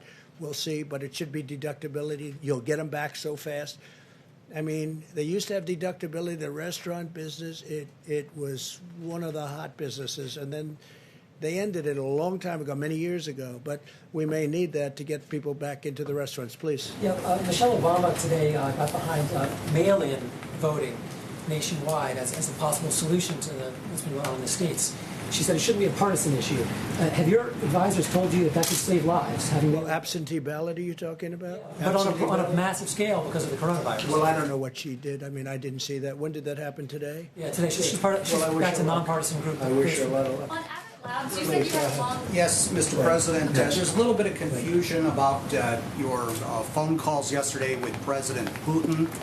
The Kremlin is saying that you discussed current issues of ensuring strategic security. That wasn't referred to in the White House readout.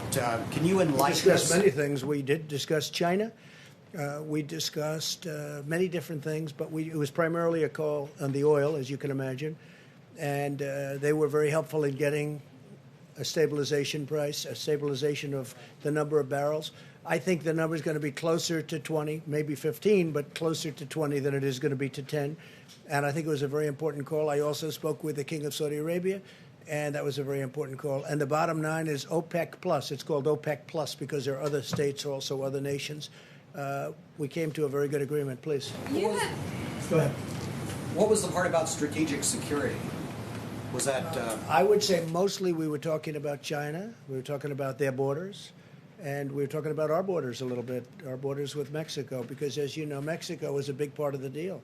And Mexico, really, it was very complex from the standpoint of Mexico. It was not an easy deal for Mexico, and the president, we appreciated a certain amount of flexibility. But we talked about borders, we talked about China, talked about Mexico. Security sounds more like arms we did talk about the arms. Yes, we did. That was a very important part of the call, actually. Yeah, good point. Please. So on Abbott Labs, you said testing is going great. We know that these machines have been sent to some of the governors, but some of them are saying they don't have the materials to actually conduct Well, they the have tests. to get the material. You know, the governors have to get the material. Now, if they can't get it, they're going to see us. I'm talking about the local governments. I'm talking about governors have to get the material. Now, they have machines. In fact, we're going to go into, I asked Mike to go into it as soon as I leave. They have very powerful machines that they don't know they even have. I'm not talking about Abbott. I'm talking about the governors. They have machines that are used for this. You know what I'm referring to?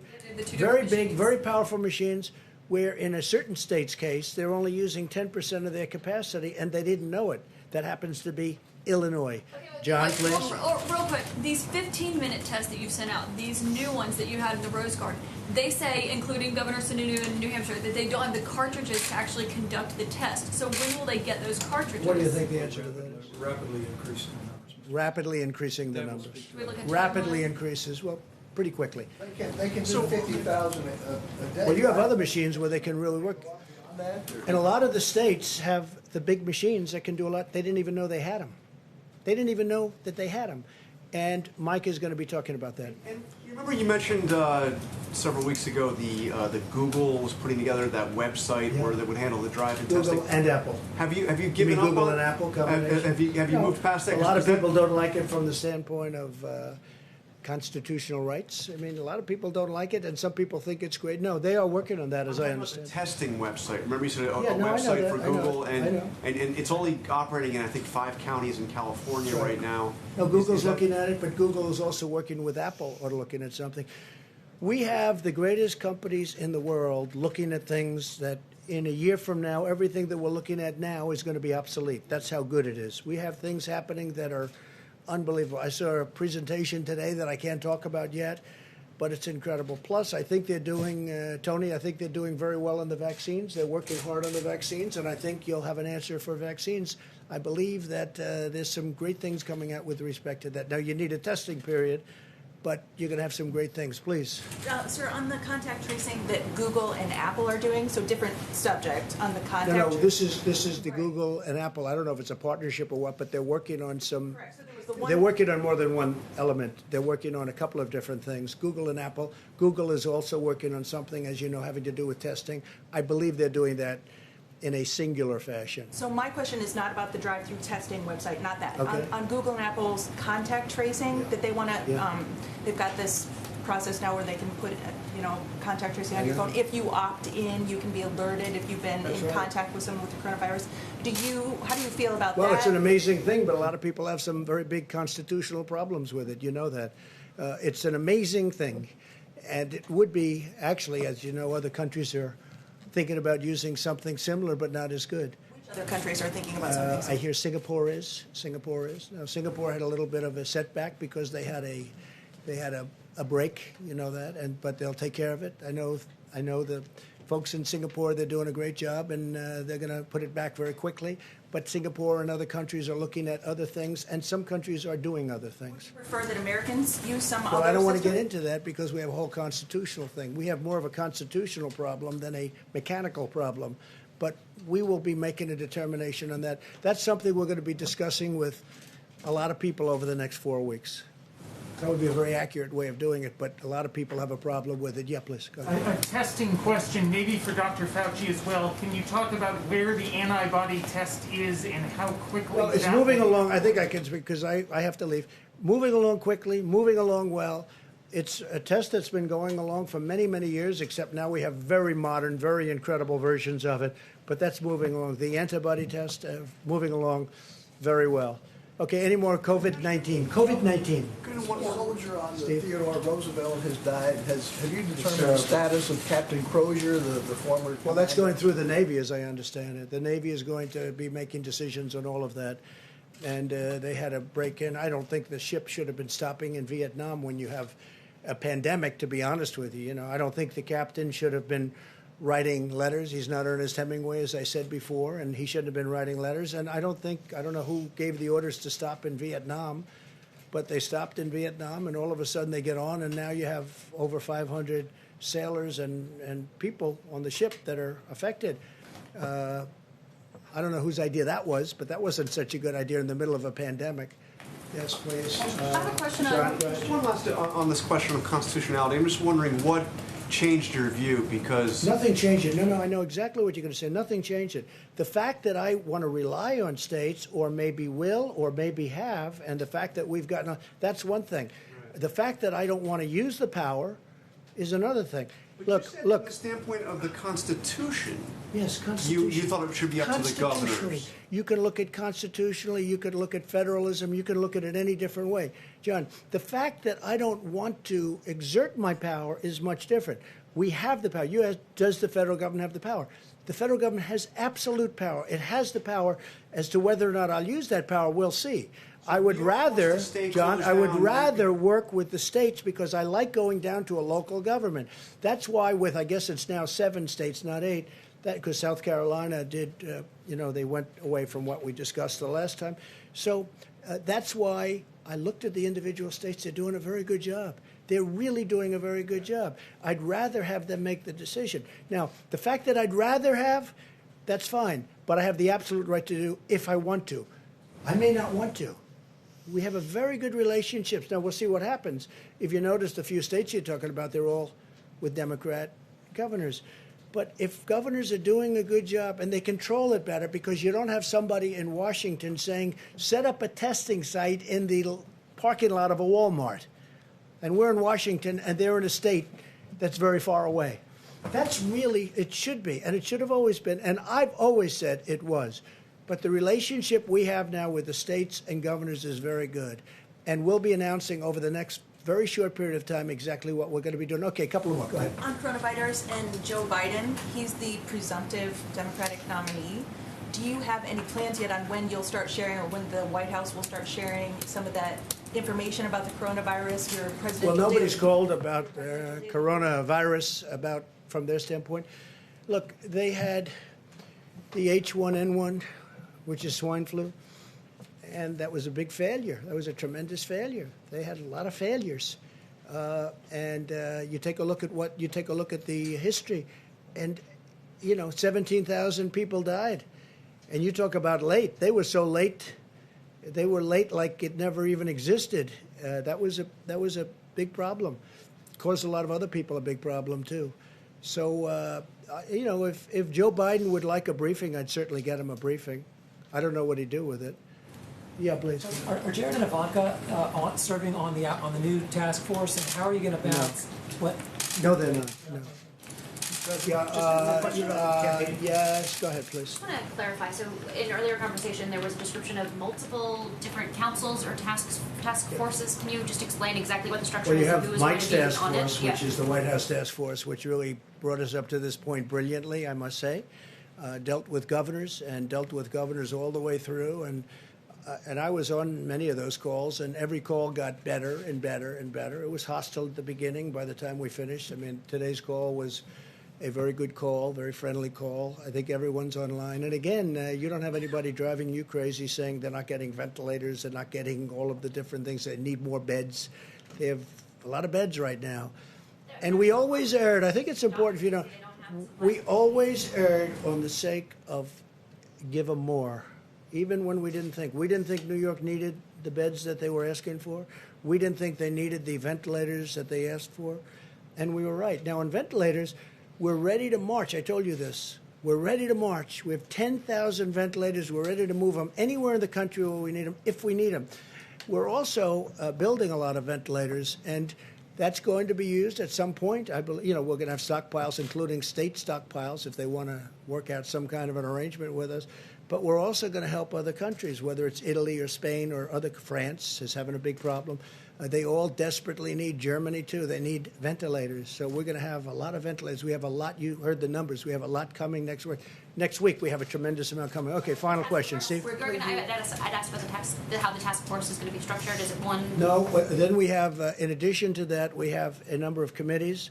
We'll have a transportation committee. We're going to have a manufacturing committee. You'll see it tomorrow. We're also having a religious leaders committee. We have a great group of religious leaders. We're having committees with religious leaders. You've been seeing what's going on at the churches and all of that. And we're going to have a faith leaders committee. And so we're going to have a few committees. I'll call them committees. And then ultimately we're going to make decisions. So we're going to make decisions fairly quickly, and I think they're going to be the correct decision. I hope so, Steve. Form the economic task force tomorrow. When do you want them to have recommendations? Soon. And they already know what I want. And so when you say form, I don't have to give them instructions. These are very sophisticated people. These are the best people in their fields. So I don't have to say, gee, we just met and we're going to meet in 2 weeks and here's what I said, here's what I want. We've already told them. And they're the best names in the various businesses and professions and religions. I mean, these are the greatest names, the people that I think probably know the best. So we've called them, and we're going to be speaking to them very soon. And we want them to have, if it's questions or statements, we want them to have that for us. And we will have either response or maybe, ideally, we're going to be learning from them, and we'll be able to do that and put everything we learned from those calls into our new guidelines. So we're going to have new guidelines coming soon. I think it's going to be very good. I think it's going to be very smooth, and I hope it's going to be very safe. Thank you all very much. Thank you. Stanley Shera is a friend of mine for a long time. He's a great real estate person. Passed away, was a great real estate person. Great. Sort of a legend in New York real estate. He called me a couple of weeks ago, said he's tested positive. Stanley's in his early to mid-80s, I guess. And Stanley went to the hospital, and he never came out. He went into a coma. He was unconscious for a long period of time, and he never made it. A great man. He left very charitable, really a great philanthropist, a very, very successful person in Manhattan in the real estate business. So I got to know him a lot. He was so excited when his friend from New York became the president of the United States. He was like a young boy. And he was not a young boy, but he was like a young boy. He was so excited. He thought we'd do such a good job, and he was so happy. And he was very proud of what we've done in this administration. But he was tested positive, and unfortunately, he didn't make it. To me, it's a very sad thing. Thank you all very much. Thank you. Thanks, Doug. Thank you, Mr. President. As the President mentioned, the task force today spoke to 48 of the nation's governors.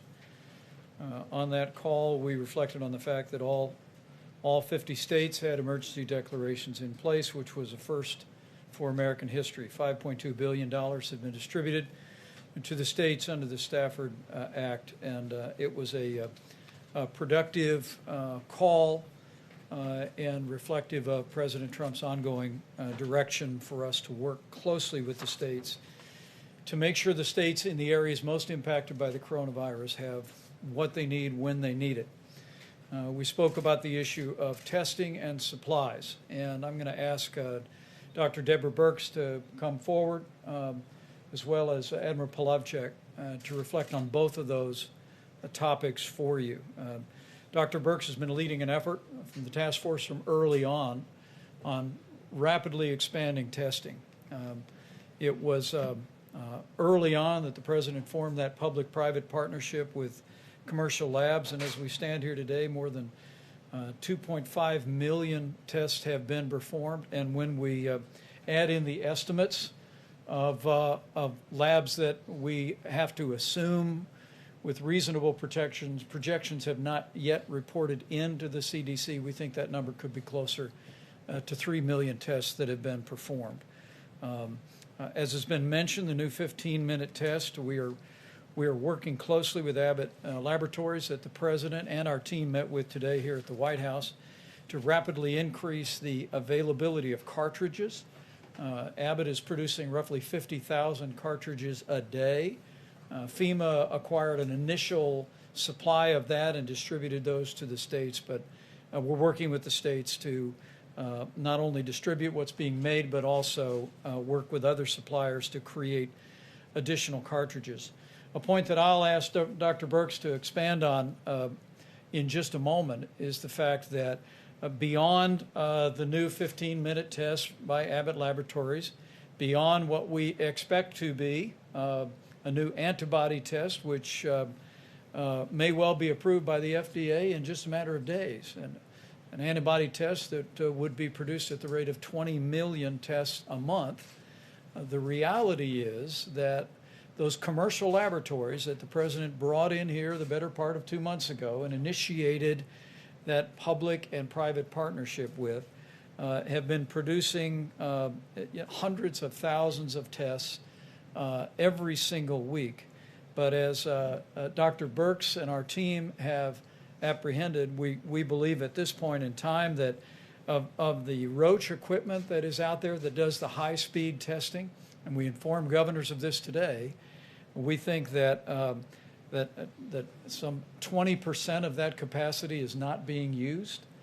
And with regard to the Abbott N2000 systems, we told governors today that we think 75% of that laboratory capacity that exists in the United States today is not being utilized by our governors. So we sent a very clear message to governors today to reach out to their hospitals, reach out to their labs to identify the presence of the Roche Amplicor 500 and the Abbott N2000 to get those activated. We literally estimate that although we're doing over 110,000 tests a day in the United States, that if our governors and state labs would simply activate the machines that are already there, we could double the amount of testing in the United States literally overnight. And so I know that governors' teams watch these briefings, and we'll remind them very respectfully again to identify those labs. And we have a team that now is deploying, reaching out to labs to see if we can activate all of those labs. Secondly, on the subject of supplies, I've said it a couple of times from this podium today, but let me say it one more time. President Trump's direction to us in dealing with the states on personal protective equipment and ventilators has been to make sure the states have what they need when they need it. We recognize that while we all watch the overall curve of the coronavirus in America, understandably the national numbers, the reality is this outbreak has taken place in its own individual curves. first on the West Coast, then the New York City area, then Louisiana, Michigan, and now we continue to contend with it in Chicago and Houston and other metropolitan areas.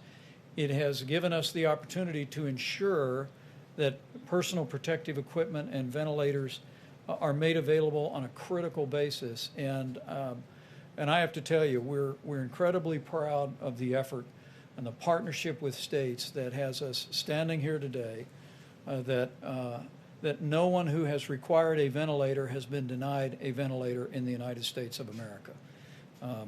At this point, we have just short of 7,000 ventilators in the strategic national stockpile, but as Admiral Polovchek will detail, we're already beginning to receive newly manufactured ventilators. We'll get another 1,000 in this week. By the middle of May, we'll literally have another 8,000 ventilators available for deployment around the country. I'm going to let him describe to you the specific detailing of those resources, but I want to share these numbers, most especially for our healthcare workers around the country in the areas most impacted by the coronavirus, so that you know the resources are surging into the hospital systems at the point of the need, and we will continue to do just that. So let me recognize Dr. Birx to reflect on the data and also on maybe some comments on testing. And then Admiral Polovchek, if you just step up, and then you'll describe supplies. We'll hear from Dr. Fauci again and then take a few questions. Great. Thank you, Mr. Vice President. I don't know if we can get the first slide on cumulative cases. Yes, thank you so much. I wanted to show you a different way of looking at it today. Obviously, we look at case counts per 100,000 Americans in each of our states and metro areas. But I wanted you to see in absolute numbers how much the New York, New Jersey metro area dwarfs all other metro areas. And so you can't even see Chicago, Detroit, or Boston. All of those metro areas are under 25,000 cases. You can see that the New York, New Jersey metro area is about almost 250,000 when you bring those cases together, almost a log more. And that's why you hear us talking a lot about the metro area of New York and New Jersey and the counties of Rockland and Westchester and Suffolk and Nassau and Bergen, New Jersey, and why we're so focused on getting resources to that metro area. If I can see the next slide then. So if I take New York and New Jersey metro area out, this is the other metro areas that we have been tracking very closely. I wanted to show this to you so you could see how those curves are already starting to plateau. So if you look at Detroit, if you look at Philadelphia, if you look at Louisiana, Louisiana's in green, Detroit is in gray. You can see across the board, across these metro areas with have a higher concentration of individuals. This is what the American people in these large cities have done, where it is more difficult often to socially distant. And we're just really impressed by the work of the mayors and the governors to make this happen. I also wanted you to see this because you can clearly see Chicago and Boston. And so Chicago is in the orange and Boston is in the yellow. They're crossing Detroit. And that's why we have been very much focused on the needs of those areas. And there's one, and Providence is also in that category. It's difficult for you to see them because they're much further down on the slide. But the highest, if you look at the axis on this slide, it's 25,000. The axis on the last slide was 300,000. And so that's why I really want people to understand each of these epidemics, small epidemics in each of the metro areas, we're tracking independently, as well as any epidemics and outbreaks that are happening in some of our other states. So I just wanted you to have that perspective of how significant the New York, New Jersey issue is and why we've been tracking that so closely. But I also wanted to assure all the other states that we're tracking them also very closely and really working with the governors and mayors. And that's why I wanted to see that not only are the curves flattening in some of those major metropolitan areas, but they're starting to decrease. And this is what we're very excited about. These are cases. We also know that mortality will lag. And so we're really tracking also the number of individuals who have succumbed to the COVID-19.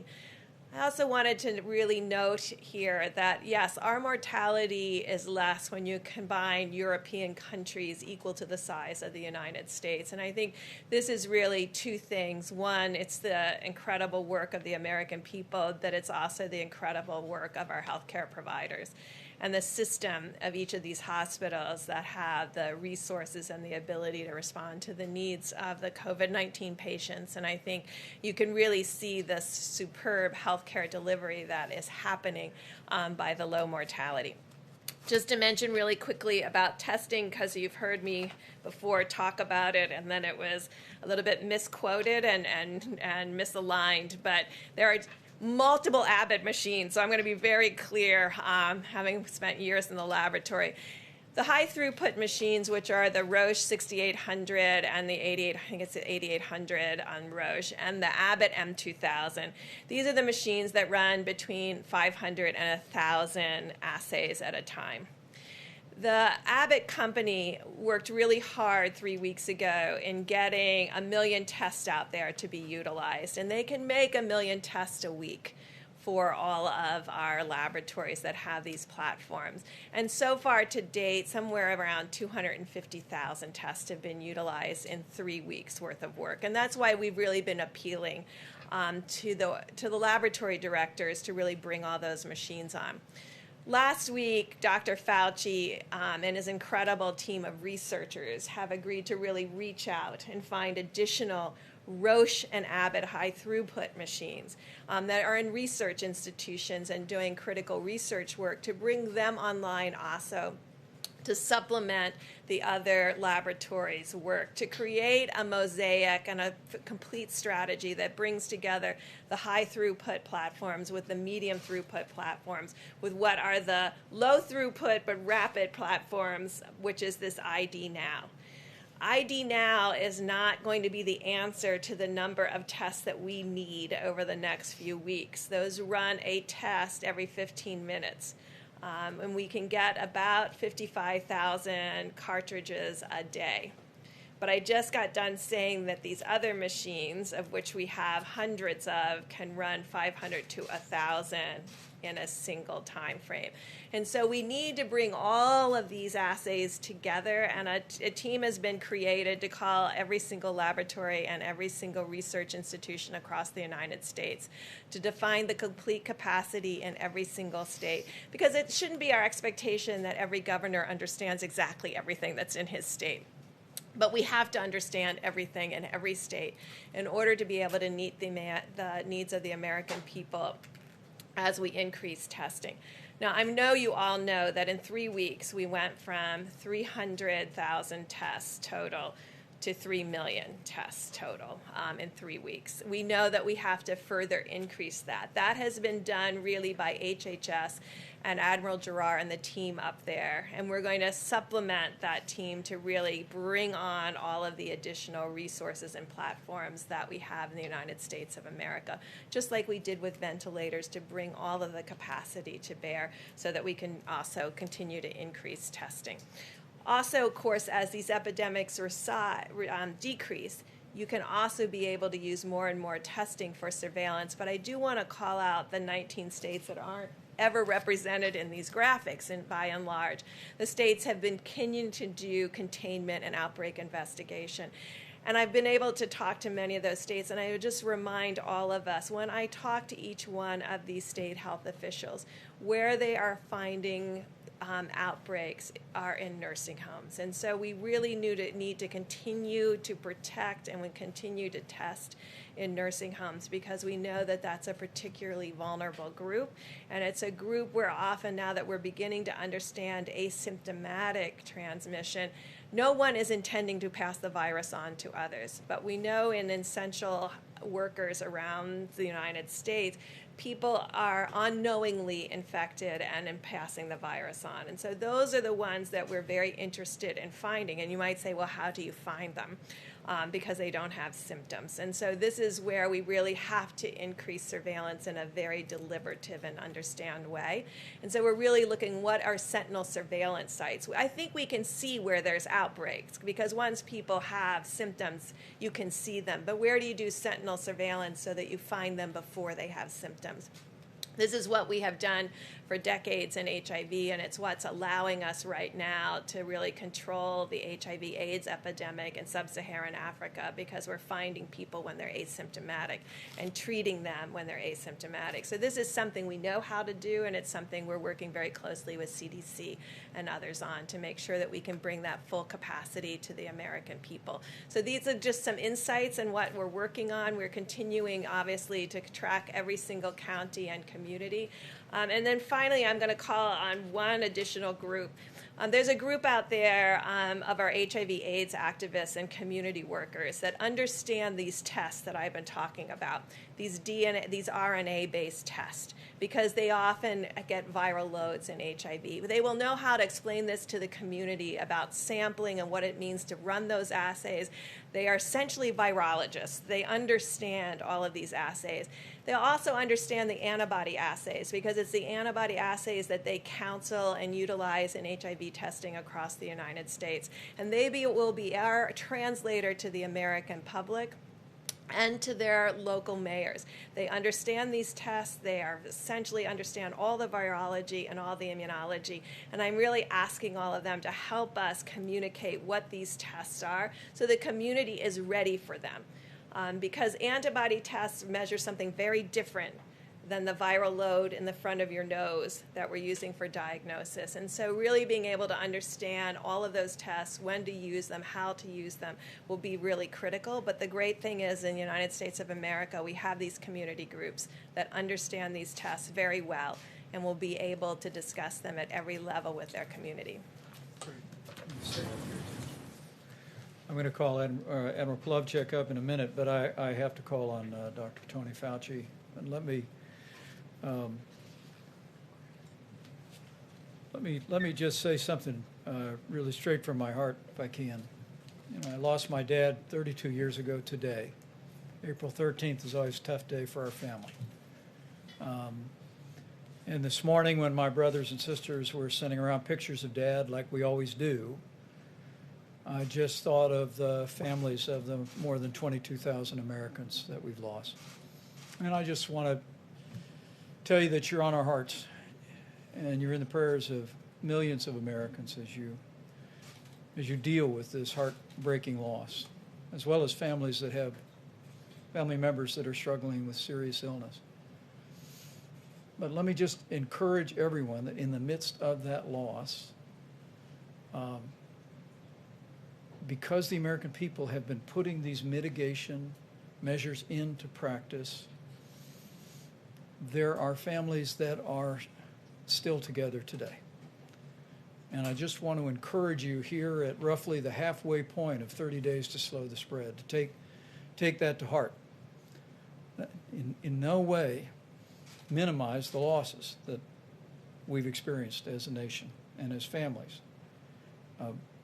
But to be encouraged to know, when you see those numbers on the vast majority of states, that because of what the American people are doing, it's working. And Dr. Fauci and Dr. Birx and the entire team continually ask us to remind the American people, and we do so again today, keep doing what you're doing with the 30 days to slow the spread, and we will hasten the day that we heal our land. Dr. Fauci? I just want to make one comment that related to a question that was asked, and then we'll have questions. I don't want to take too much time. The idea about how we would evaluate from a purely public health standpoint about what I call reentry into some sort of normality. As health people, I don't know anything about, nor do I have a claim to know anything about economics. There are going to be people who know a lot more than I do who are going to give advice about all of the committees that the president was talking about. But the one thing we do know as health people, as physicians and scientists and public health people, as I mentioned, I think over the weekend on one of the shows, is that some people may think it's going to be like a light switch, on and off. You know, we're either out and we're in. It's just not going to be that way because we have a very large country and there are different impacts. As you see, New York is very different from other parts of the country, from the Midwest, from the mountain region. California and Washington, different than New Orleans. So as we discuss and consider the public health aspects, it likely will be something that I refer to as sort of like a rolling reentry. It's not going to be one size fits all. So I don't know what it's going to be yet because we still have time to look at it. Dr. Birx, who does an amazing job with showing you the data and the charts, that's going to likely influence some of the recommendations that we will make. But I can assure you they will be recommendations that will be based purely on public health. And the president will get a lot of other input from others, but we'll give the honest public health recommendation. Thank you, Tom. Admiral Polovchuk, get an update on supplies, and then we'll take a few questions. Thank you, Mr. Vice President. Can I have the ventilator slide back up? I'll just start from there. All right, thank you. So you start with what's in the stockpile this morning, and then here's the contracts that we'll be delivering over the next few weeks. We add 8,600 ventilators to the pool we already have. That's the math that you get there. That's included the DPA action with GM, and I will say that we've also issued what would be called rated orders with all of these vendors to allow them front-of-the-line privileges, so to speak, within their supply chain. So there's written the contract. This is the 100,000 plus ventilators we're talking about, and to continue to work with them to ensure that the ventilators actually show up. So there's a continue to work there. And as we did that, we realized that downstream supply chains needed some additional Defense Production Act work as well.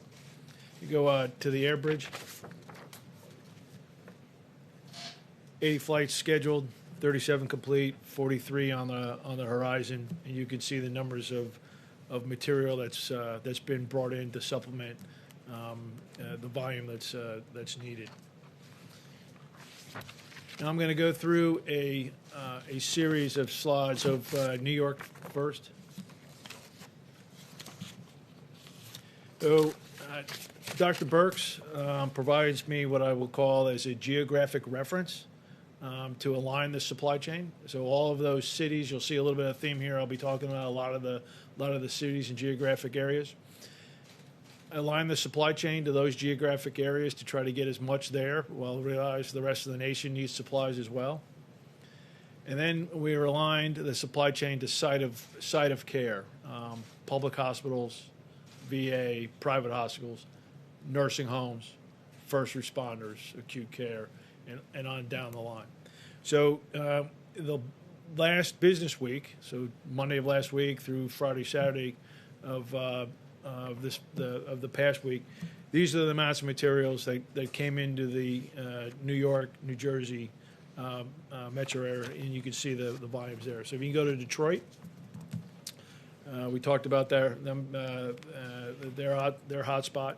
Here's the volumes of deliveries going into Detroit for that same time period. If you can go to Chicago, and I'm going to run through this kind of quick, but you can see that the geographic alignment, the places that Dr. Birx has talked about is where we're concentrating supplies. If you can go to New Orleans to give you an understanding.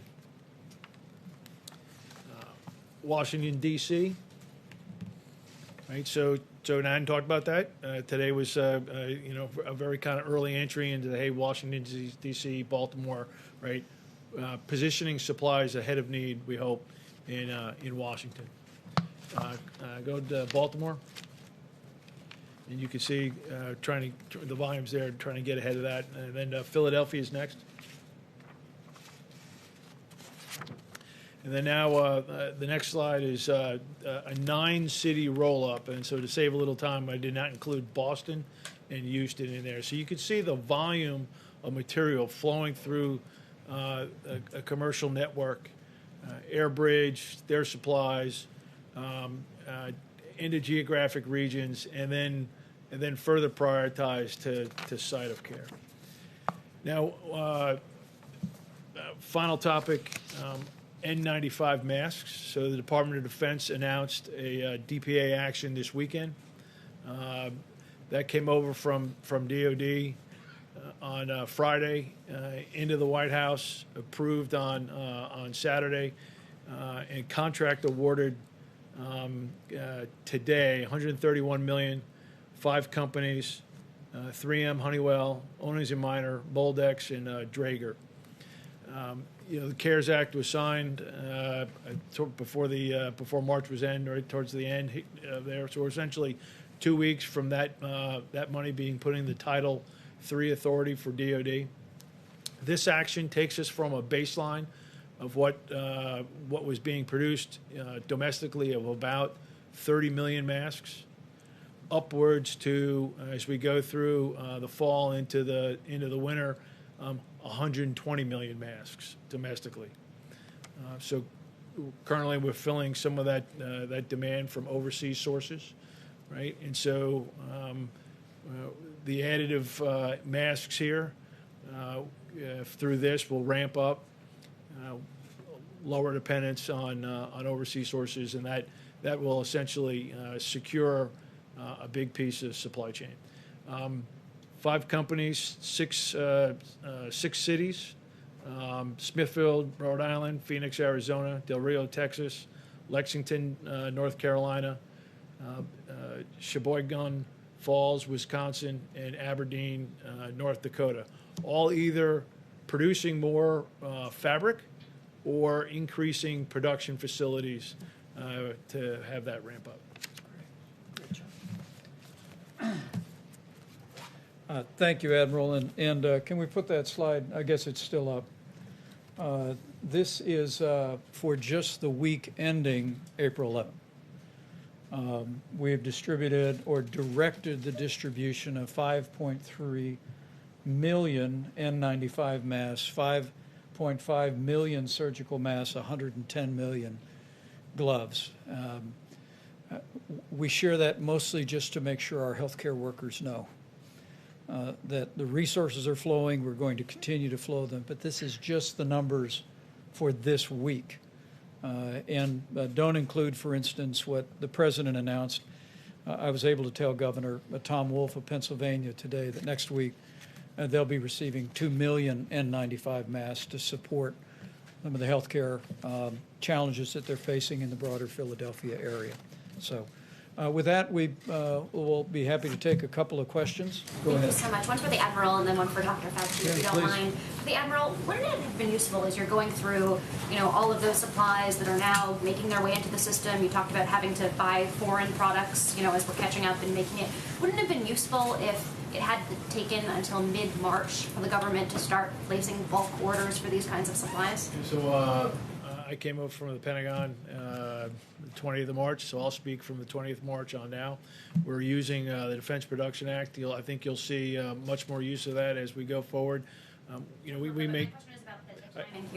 I'm not equipped to talk about other than from about the 20th of March forward. I was over the Joint Staff. I wasn't. Okay. Ask Dr. Fauci. You said that you'd be, giving the President your recommendations, you and Dr. Birx coming up with a plan that you guys are comfortable with. Are you willing, once the President has made his decision, are you willing to come here and tell the American public what you actually had recommended to him and whether he followed through with what you recommended? I'm not really. What do you mean? So when the President stands up here, whether it's May 1st, whatever day it is, and outlines his plan, are you willing to stand up here after him and tell the American public what it was that you had recommended he do if there is a difference? I have to think about that because you know, when you have conversations with the president, sometimes they really should be confidential in what you give him because he's going to have to make his own choice. I'll have to think about that. So that way we would know whether he was actually listening to the health advice that he's being provided. Yeah, he is. I mean, I can tell you one thing, he'll listen. But I think what's going to happen, you know, I don't know for sure, is that he will get input from a number of individuals representing a number of aspects of society. One of them will be a health. The only thing that I can tell you is that I will give him the advice based on evidence, my observation of what the best public health approach would be. Dr. Fauci? Yeah. Just to go back to where we started today, which was with the president's seeming frustrations with some of the reporting about his early decision-making process in January and February. As I'm sure you know, the reason we in the press do that kind of reporting is so that the next president that comes along and has to deal with the pandemic learns some of those lessons. Having watched this unfold up close, what do you think were the mistakes that were made early on that a future president could learn from, with the benefit of hindsight, of course? You know, there's no president gets everything right, obviously. I understand. I don't want to use the word mistakes because when you're in the fog of war, when you're doing something, you have to make decisions. You get input from a number of individuals. It's always a moving target. And I just don't want to have anything taken out of context because I already had one of those already in the last couple of days. So I don't want to go through it again. I wouldn't say mistake. Could things have done better? Of course. I mean, nothing is perfect, and you could always do better. But I mean, I hesitate to say something is a mistake. With the benefit of hindsight, with that caveat, what could have been done better? Well, I mean, I can't comment about anything outside of my own field, but the thing that when I think back on was evolving in my mind was something that was a virus that was much worse than what I had thought it was going to be, based on what we had learned early on, when it was first felt to be something that just jumped from an animal to a human. And really didn't have much capability of going human to human. And then all of a sudden you find out that not only was it not just animal to human, but there were a lot of, that's probably the way it started. But then as you go back and you realize there were probably a lot of infections that maybe if we had dealt into that a little bit more, we could have learned that not only is it affecting human to human, but it's transmitting really efficiently. When I question myself, I'm not perfect. Maybe I wouldn't say made mistakes, but maybe I should have really tried to delve into that a little bit more about what was going on. But the information wasn't as forthcoming as I would have liked. And then all of a sudden, when you find out that you're dealing with something that is not only what had been your worst nightmare, because people ask me that, what is your worst nightmare? A brand new virus that's respiratory transmitted, that has a high degree of transmissibility, that has a high degree of morbidity and mortality. You know, is that a mistake? Maybe I should have been able to realize that earlier. I'm not sure it's a mistake. It was just an evolving thing that we finally realized and said, whoa, this is really worse than we could have imagined. All right, last one, guys. How about one more? When you met with Abbott Laboratories today, what did you ask them to do? What did they say they could do? Well, we spoke with Abbott Laboratories today about how we can increase significantly the production of cartridges for the 15-minute test. Because remember, we're not only scaling to rapidly expand testing across the country today, and it's one of the reasons why you heard me and Dr. Birx say that we have an entire team now that's going to be working with governors and with laboratories around the country to identify the machines that already exist today and that could be activated and doing tests. But we also want to work with Abbott Laboratories for the longer term, because if the current trend lines hold, and I hope and I literally pray that we will soon find ourselves on the downslope of the coronavirus in this country. this epidemic in its current form will come to an end. But as we make decisions and in the days ahead to reopen America, what President Trump also wants to do is have a policy in place to stay open and having the kind of surveillance testing available around the country so that CDC can do the immediate contact tracing when you have a positive test, so that we can deploy resources like the new Abbott 15-minute test specifically to nursing homes. We spoke today to Governor Baker in Massachusetts, Governor Hogan in Maryland, both of whom have been very innovative implementing federal guidelines for preventing the spread of infectious disease at nursing homes, and we commend them for that. But being able to increase the manufacture of those devices so they can be deployed going forward in the months ahead is also a focal point of our efforts. So rapidly continuing to expand testing today. The governor of Louisiana told me today that they had tested at the highest per capita, according to his numbers, of any state in the union. We congratulate him for that. But making sure that going forward we'll have the infrastructure of testing all across America to deal with the coronavirus should it return in the future. With that, let me bid you all a good evening. We will be back tomorrow. And Vice President, I just have a question about these cartridges and this timeline, because the New Hampshire governor says the federal government is in charge of distributing those. Fema is. So what is the timeline for when they'll have enough of them? Because they say they don't have enough. Illinois said they didn't have enough. So look, what's the timeline that you're working with? Yeah, let me let Dr. Birx address that. But there was an initial tranche that we purchased. There's some 18,000 Abbott Laboratory machines around the country. And FEMA acquired a certain amount that were immediately distributed across the states. But now Abbott Laboratories is literally producing some 50,000 a day. Those are available on the open market. And we're also going to be working with Abbott and with the states to deploy those resources.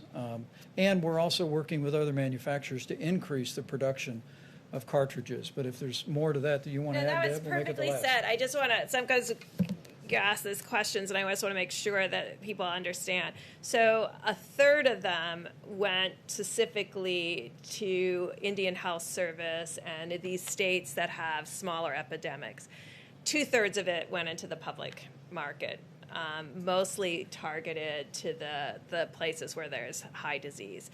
But only 2/3 went that way so that people could purchase them directly, and 1/3 went to the Indian Health Service and to the smaller states that really need these. And so I think what we're trying to do now is balance the entire testing framework of medium, low, and high throughput machines to give everyone the maximum flexibility state by state based on what the needs are at that moment. If there's an outbreak and you have to do 5,000 tests, you're not going to do them on an ID Now machine that takes 15 minutes for every negative, but you're going to do it on your high throughput machine. So making sure everybody knows where everything is and what is being run will be really critical moving forward, because we can't leave anything not on. Everything has to be on the table in order for us to be able to dramatically increase testing. We went up by a log in 3 weeks. So if we're going to increase again, it's going to have to be getting every piece of equipment on. Let me just again say thank you all for your time and attention, and thanks to every American who's joined us tonight. And I just want to encourage you, we're going to continue to lean into this effort to expand testing across the country, to deploy supplies to our incredible healthcare workers that have done such an amazing job in the midst of the coronavirus epidemic. But my last word on behalf of the President, on behalf of our entire task force, is it's 30 days to slow the spread. And I know we're almost at the halfway point, and I know it's been a month of these mitigation strategies, but I hope as you look on, as you see the progress that's made on the West Coast, the beginnings of real progress in the greater New York City area, Louisiana, Detroit, and elsewhere, I hope it will only steel your resolve to continue to do your part to slow the spread, because we'll get through this, but it'll take all of us to continue to do it. So thank you to the American people for all your efforts, and We'll see you tomorrow.